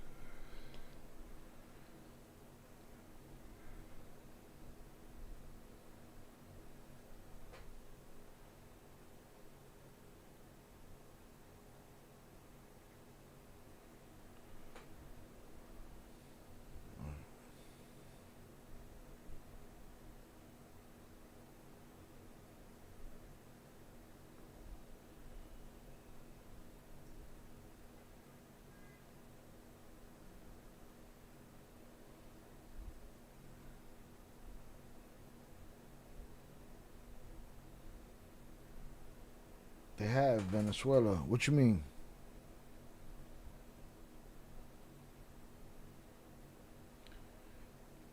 If this administration doesn't do it, it'll never happen. Good point.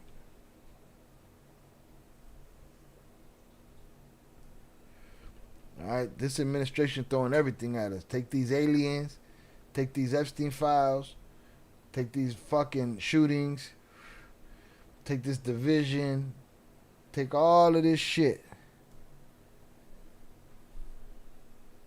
Nothing to see here. So with this poll, 38% say yes, 62% say no. I spelled everything wrong in that poll.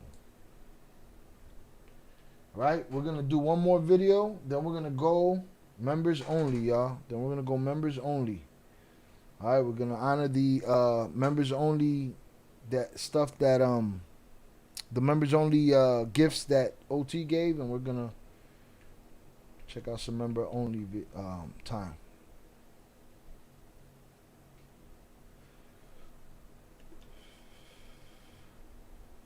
We're going to watch the video of the Colombian in question. That is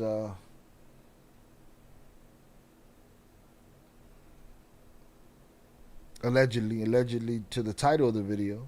Let me see if that's even the title of the video. From our boy Nicola. But he got a lot of information here. I'd like to go eventually through the Macho Preto stuff. I like that he has all the information that I'm looking for in one consolidated place. Right, you got to take losing freedom of speech. Indeed. Remember, he got the general back. Who?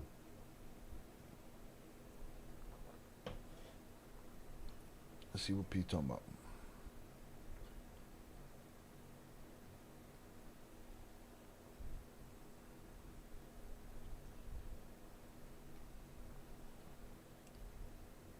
Oh, let's go. I've been picking up a president. This is an ex-president. I think it's easier for them to go after him than to go after her. But he's the power guy. Yeah, no. That is the title of the video. Let's get it. I'm gonna end this poll. Get your votes in. I'm gonna end this poll. Get your votes in. To the Ghost Watchers, it does not tell us who voted, so you can hit the like button anonymously and you can vote anonymously. Please do. We are at 50-50. We need somebody to break that tie.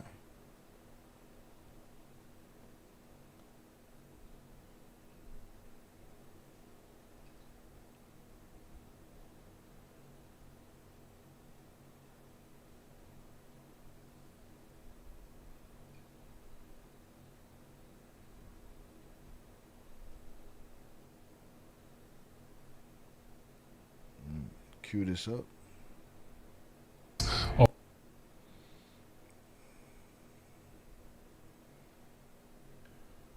Alright, we about to end this poll.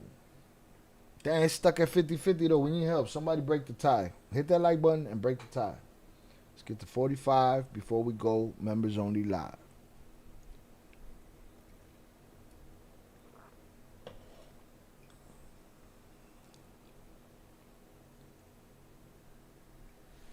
Alright, it's been a fun stream already today.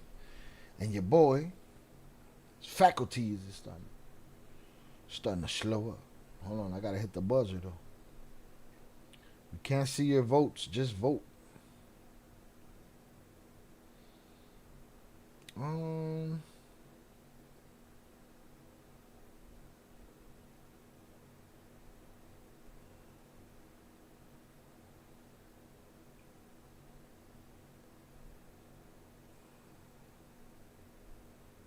Shout out there, Leo. Congrats on being a member.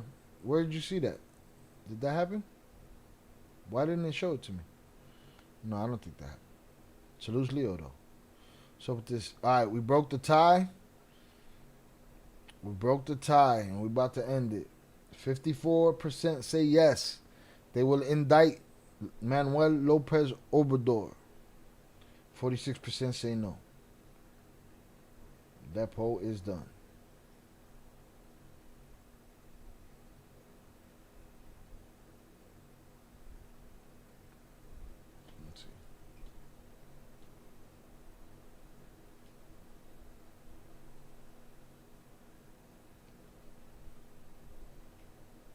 See, that's what you gotta do. You send the mama huevos away for 10 minutes, they disappear like Rocha and shit. You can't find them. Oye, ¿y el Rocha? ¿Y el Rocha? Bueno, ¿y el Rocha?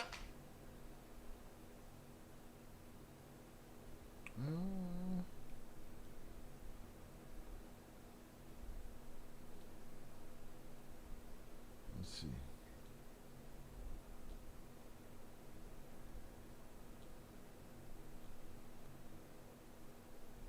Trying to find it right here, Leo. It's just El Tubo be tweaking on me.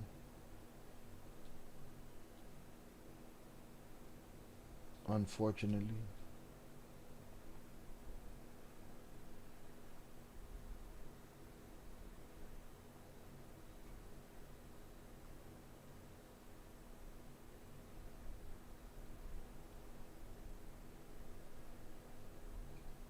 Alright. I don't know what the fuck is going on. Leo, congrats on your membership. I can't see the membership for some reason. Why don't you want pero que no quieres ver, Shy? Nah, I can't see it nowhere. It didn't give it to me nowhere. Unfortunately, it should have, so I could put it on the screen. He got a star and it's changed color. Oh, there it is. Okay, I see it now. Boom. Shout out Leo on the membership. Appreciate you, sir. Friday. Once I'm free, we drinking. I'm a little lit right now. But yeah, it's going down Friday, 7 p.m. CST. Shout out Jose.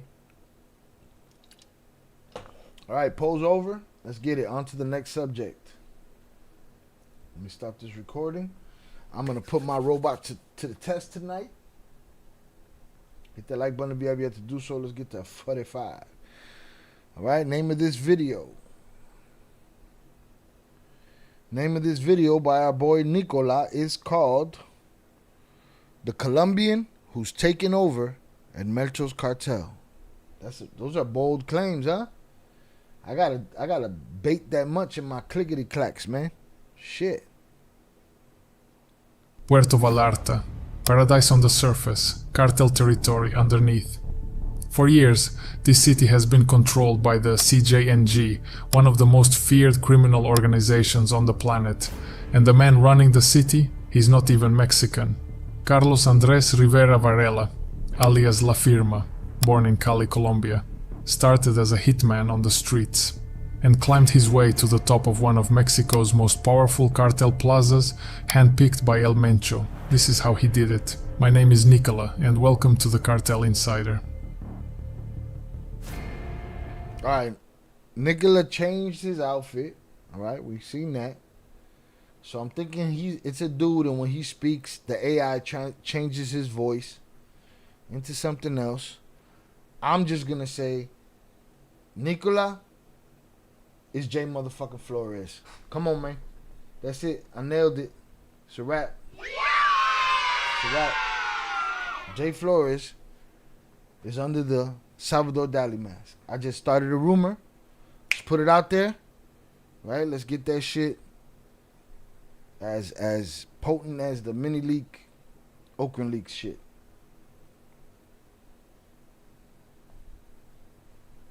Bullshit.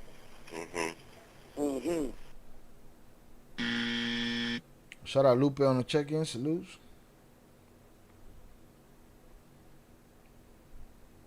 No way what, HG?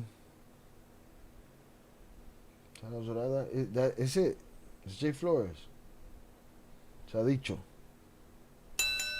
It's J Flores, se ha dicho. Caso cerrado.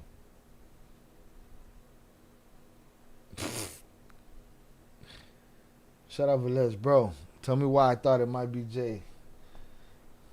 No mommy's wake. Listen, the only reason you should think it might be, because I just said it, bro. I just said that's Jay. But you wildin' otherwise. Okay? To understand La Firma, you have to start in Cali, Colombia, June 19th, 1986. That's his birthday. Cali was for a time home to the Cali cartel, at one point considered more powerful than Medellin. I couldn't find a lot about his early years, but what I do know is that he started his criminal career as a sicario, a hitman, working for a street gang in Cali. That's where he built his reputation. That's where he learned the trade.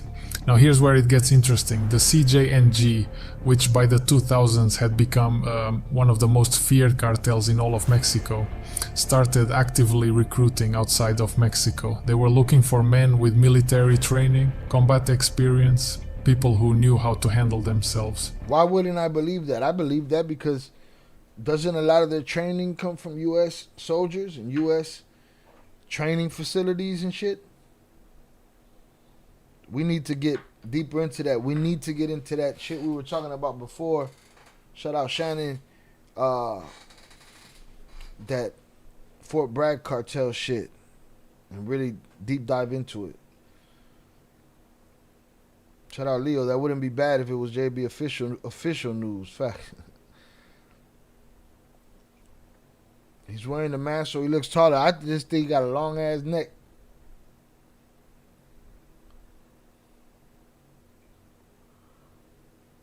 Yeah, I can't say Medellin. What did he say? I missed it. Colombians actively recruiting outside of Mexico. They were looking for men with military training, combat experience, people who knew how to handle themselves. Colombians, Guatemalans, and La Firma caught the attention of the right people through his connections. And one of those people was a man named Hugo Gonzalo Mendoza Gaitan, alias El Sapo. And El Sapo would change everything. El Sapo was not a small fish. He was a significant figure within the CJNG, one of the cartel's key operators, and at the time the plaza boss of Puerto Vallarta. He controlled one of the most strategically important port cities in Mexico for drug trafficking. El Sapo recruited La Firma and brought him to Vallarta. Under El Sapo's wing, La Firma got his education, real cartel education. How to run a plaza, how to move product, how to manage men, how to deal with rivals. Word started getting around inside the CJNG. This Colombian was good.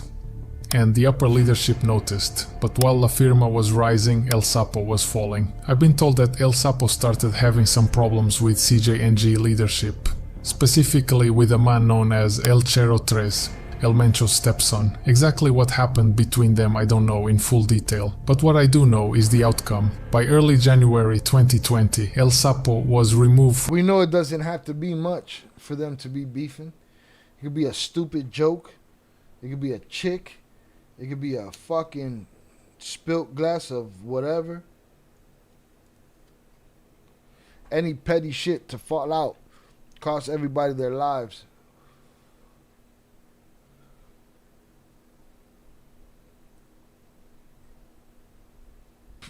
You guys are stuck on Nicola. Fuck this Filma guy.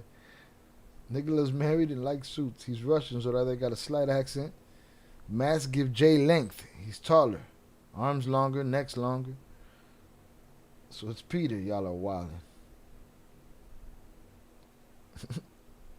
He's Mexican. He stepped on his J's. That's why they got beef. It could be any stupid shit like that. From his position. Stepson. Exactly what happened between them I don't know in full detail, but what I do know is the outcome. By early January 2020, El Sapo was removed from his position as plaza boss of Puerto Vallarta, and the job was offered to La Firma. He was 34 years old at the time. He was personally selected for the job by El Mencho himself. That's about as high an endorsement as you can get in that world. La Firma accepted the position, but he didn't just walk in and follow the existing structure.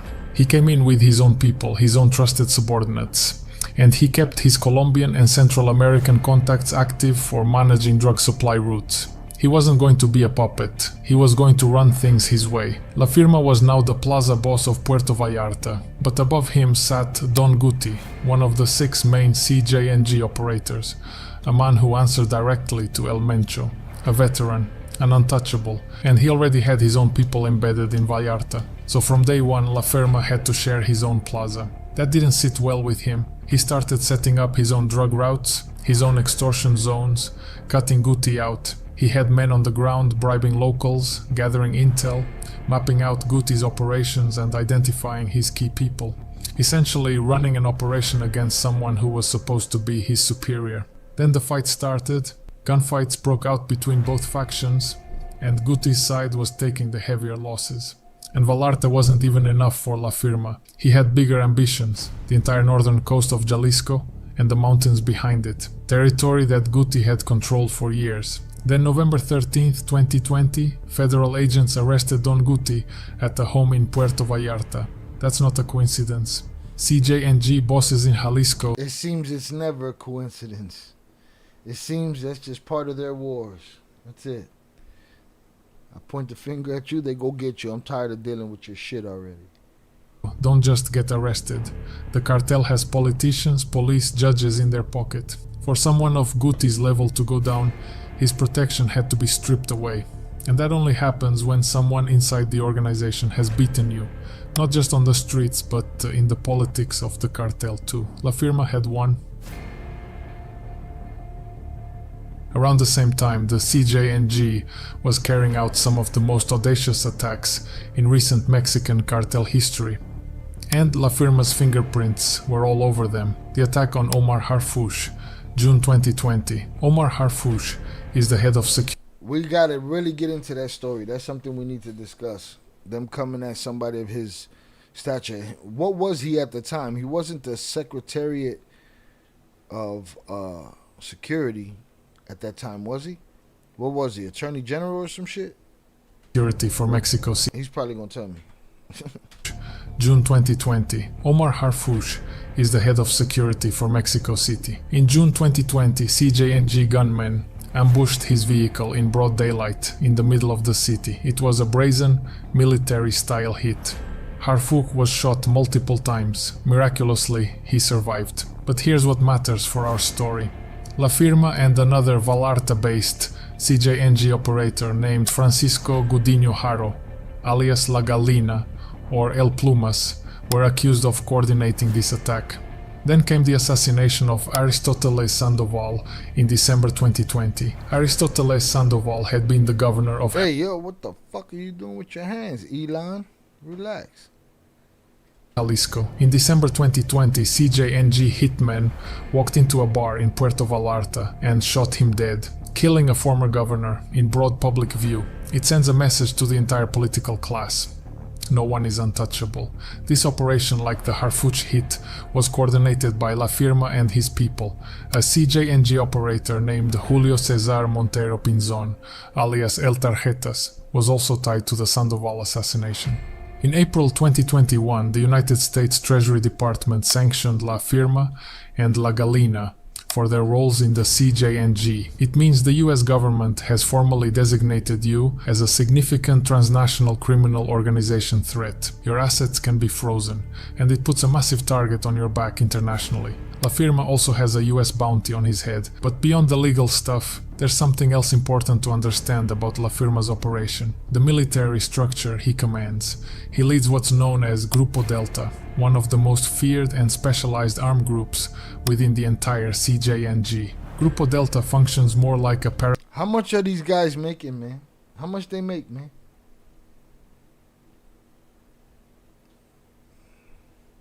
I guess it's better than working at a factory, right? Unless you're making the same as working at a factory. Life not on the line in that sense at a factory. What are we talking about here? He was the head of security in Ciudad de Mexico. Who was? I'm on a different time than y'all. My apologies. President sat on the bed. Shit on the bed? What'd he do? But let's say 200 a week. Shannon said a lot. You think they make a lot, Shannon?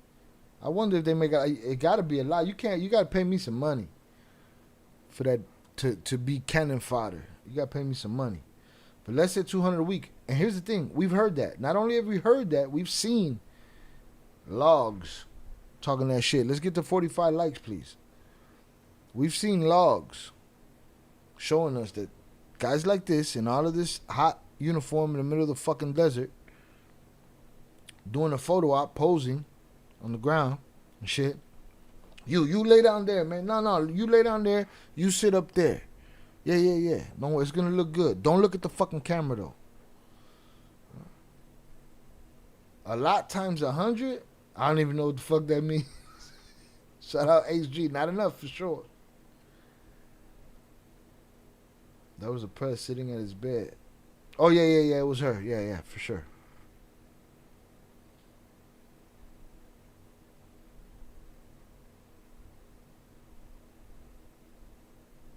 It went down. I remember in 08, they were making 400 a week. Hold on, man. We need some JP for this shit, man. Coño, man. Coño, man. 400 American dollars, huh?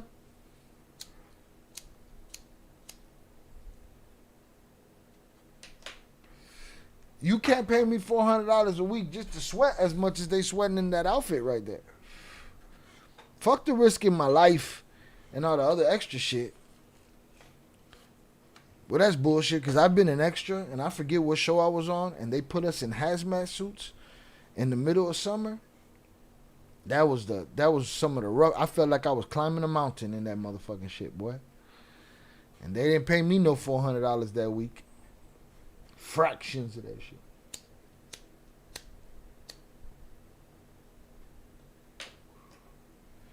Shannon's reiterating a lot.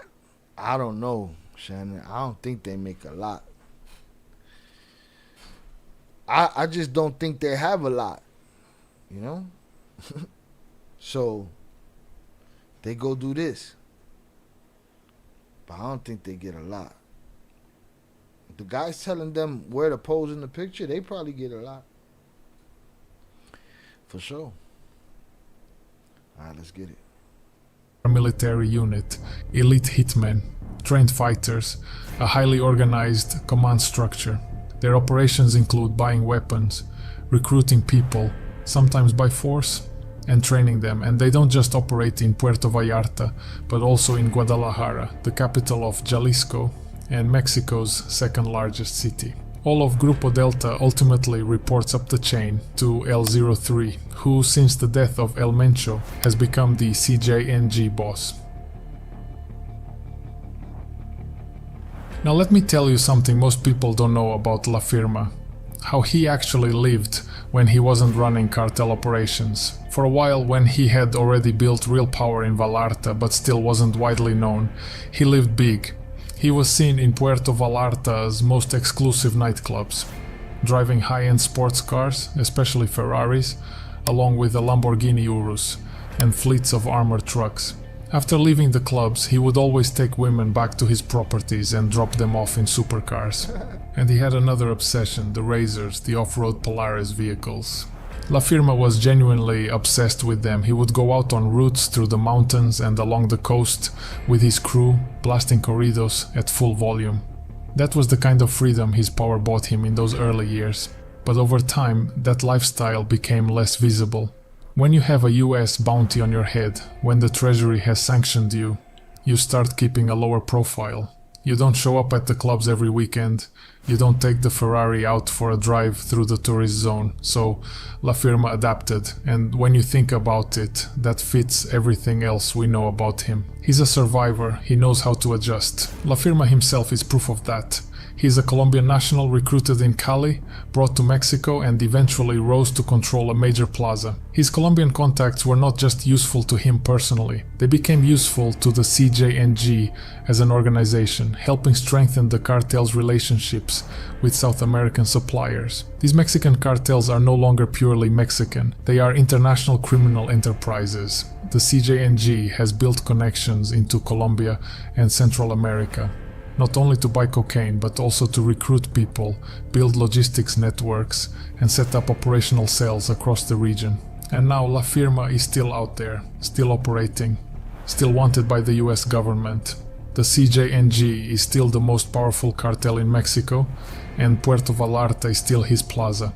From a street gang in Cali to the plaza boss of Puerto Vallarta, hand-selected by the most feared cartel boss in Mexico. That's the story of La Firma. I'm Nicola from the Cartel Insider, and these are the kind of stories and details you're only going to find here. Subscribe because there's a lot. Right here, bro. That's it. Just right here, nowhere else. How many of y'all honestly heard of La Firma before? El 03 evidently is the guy. I ain't heard. I don't know if I've heard Kata talk about him. I heard her talk about yogur. You know.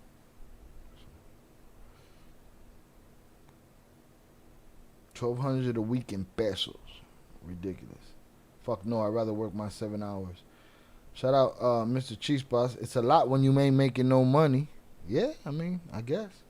Can you make the same anywhere else?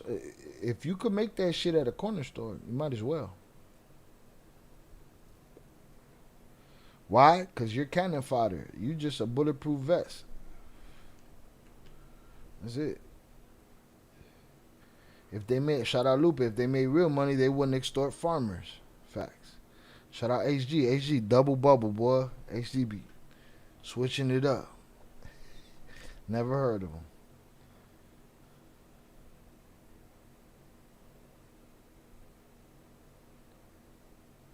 Those guys are probably different.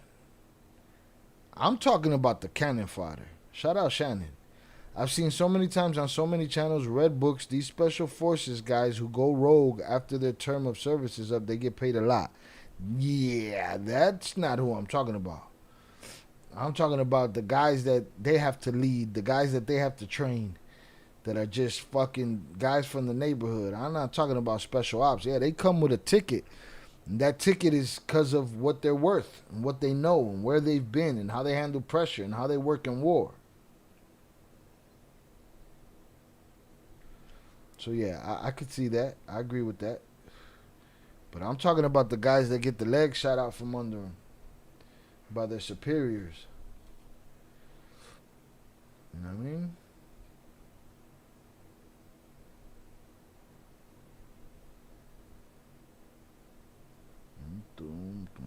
Throw the mama huevos out for 10 minutes. They don't want to come back. Good shit. Hit that like button if you have yet to do so. Hundreds up in the chat for y'all.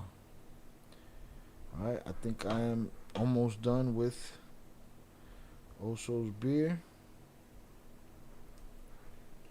And in approximately 10 minutes, we will be going members only. In 10 minutes. Oh, I can't even do it from here.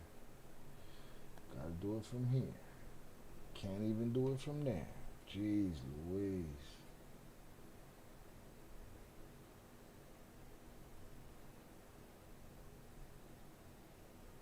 Well, I'm going to wait till we're 5 minutes away because it doesn't let me use this drop down. So I'm going to wait till we're 5 minutes away. Salutes. Oh, shit. I need that back.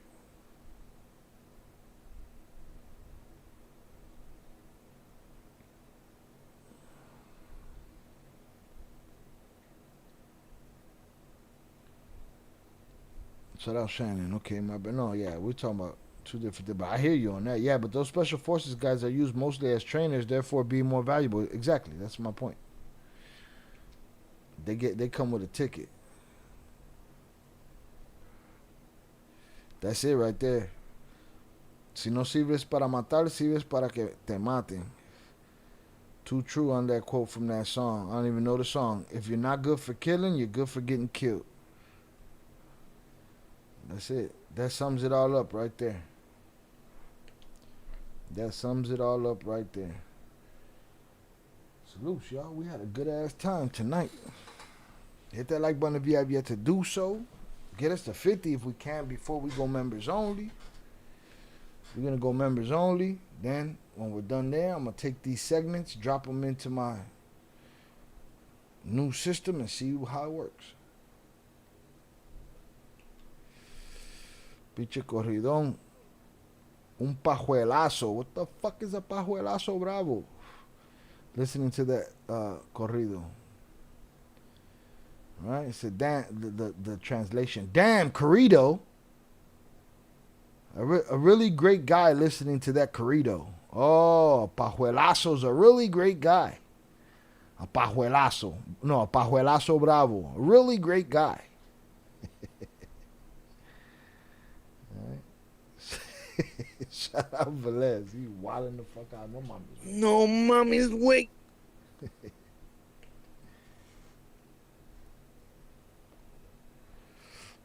Hey, y'all seen that shit? Hold on, I gotta get through this segment.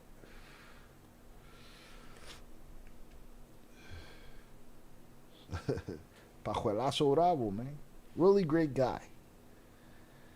Preparación. I don't know what the fuck you talking about. But at 10 o'clock in 5 minutes, we are going members only. All right. Let me run through the chat up here real quick. Shout out to the chat. All right. Salutes to Tere, Pete Nevers, Zoraida, Shannon, Velez, Miguel Lopez, Jose, HG, Glory Day, Sam, Leo, Big June, Nando, Michael, Elizabeth, Johnny, Lupe, Upper Echelon, Edward, Travis, OT, HG, FJM, Think Like a Kingpin, Bobby D, Mr. Chispas, Bo, Joanne, TJ Betts, 3232, William Cadell, Khalik, DJ Kilo, EC12, Tony D, Cody, Marquise, and Adrian Torres. Salute to y'all. Appreciate y'all. Appreciate all that Oreo talk y'all was talking. Got me fucked up. Nah, translation failed. No. I did good. Shout out Shannon. Shannon, I wish YouTube would have gave you the fucking members only. But they be picking whoever they want. Special Forces don't see action very much. No, they over there preparing everybody else for it. Un pajuelazo de polvito blanco. Relax. You gotta relax. Shout out Evelyn in Mass, or Evelyn Mass. I always want to know what's your nationality or ethnicity. I'm Puerto Rican, or as Miguel Lopez would say, I'm a Puerto Rican. All right. Shout out our resident Confederate. Salutes to him. I used to watch all Navy SEAL blogs for like 2 years. No shit. They out there teaching motherfuckers how to smoke some shit. Shout out Shannon. Shannon, I hope you have a great night. Next time you catch a... Hold on, let me see if I got something to give away. Let's see if they hit you with one. It's worth a shot, right? Let me see if I got any. No, that ain't it. Let me see. Close this. Let's see. No, I ain't got none. No, I ain't got none yet. Next time, hopefully they get you. Alright, y'all, we gonna bounce soon. I'm gonna test out the new system tonight. We'll see how that works. I don't even know what we're gonna do in members only. We're gonna hang out. Y'all call it.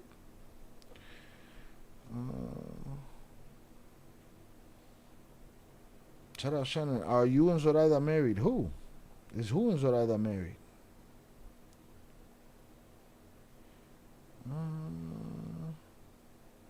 Shout out Shannon. Sounds like a troll. Oh, you waiting for that question, Shannon? Shout out Evelyn. I knew it. I could hear it in your accent. Keep up the good work. I appreciate you. Thank you. You in Massachusetts? Shout out Massachusetts. Shout out Dorchester.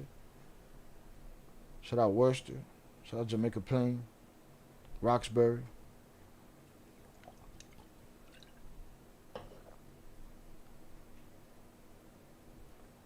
Shout out Shannon. Shannon was waiting for that question. Yeah, they did. That troll did ask that question. No, I think Evelyn's on the level.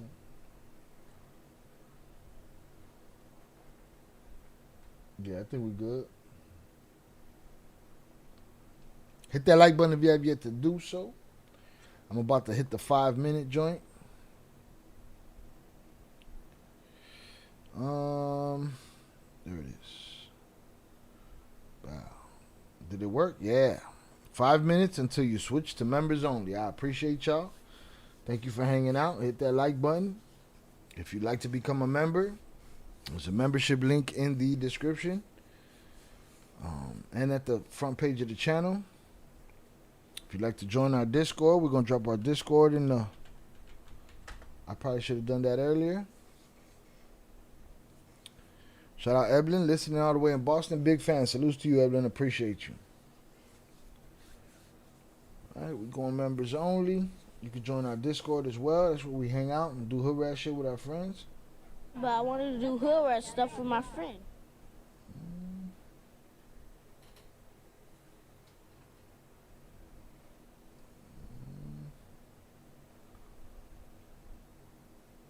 Boom. Maybe I should switch the title to members only. Alright, I don't even know how much time we got left. But I appreciate y'all. And if it just cuts out on us, salute to y'all. I'll see y'all on Friday. If not earlier, if something happens. Somebody had to escape to get me up here before then. Somebody had to dig a tunnel. Alright, shout out Shana. Have a good night.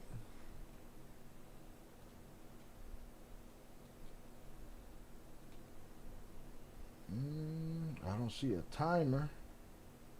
Should have game. Oh, I do see a timer. I got a timer. Boom. We got 3 minutes, 22 seconds. Oh, y'all can see that shit over there? I can't see it on. Oh, I see it up here. Okay, I missed it. There it is. There it is. Shout out Leo. Well, now we saying states. New York, the Bronx, Rhode Island. Yeah. Salutes to all of them places, man. I love people in all of them places. Salutes to them. Let's change the title. Let's see. I'm gonna put members only.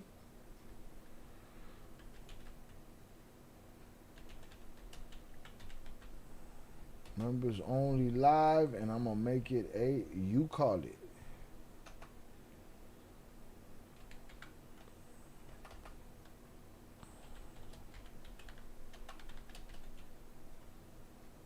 All right, boom.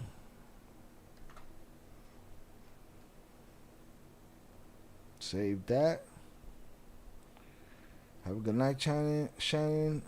Tere Leo. I live in Long Island for 5 years. I'm now in Georgia Peach. Tere, you've been a little fucking bit of everywhere. Alright, 2-minute warning, y'all. 2-minute warning. Make sure if you new to the channel, go check out all we have to offer. Go in that playlist section. We have a plethora of shit that you can't find nowhere but here. Like Nicola said and shit. What's up with the mask, though? I gotta wear a mask? Fuck out of here. It's too hot. Y'all should have told me that shit before the winter. Shout out Evelyn. You mentioned a guy by the name of Mama Huevo. That's the craziest name I ever heard. No, I granted him that name. He's my son. That's my son. Yeah. That's some Puerto Rican shit right there. That's my son, Mama Huevo. We got rid of him, though.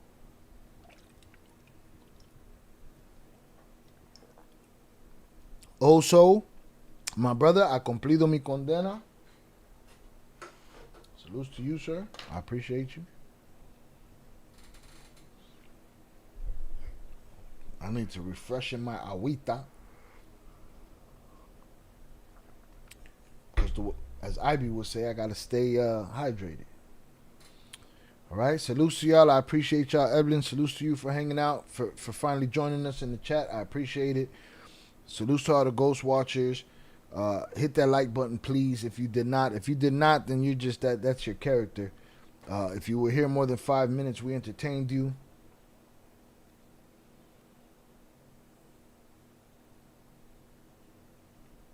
Sounds rather it's hot over there, huh? Salutes. I appreciate y'all all. I'll see y'all. Get that money this week. Good motherfucker. Million. I wish abundance on your pockets. I'll see y'all in the next chat. Let's get it. Shout out that I lived prior to getting married and settling down. Salutes to you. Well done. Did that shit right. All right. Peace.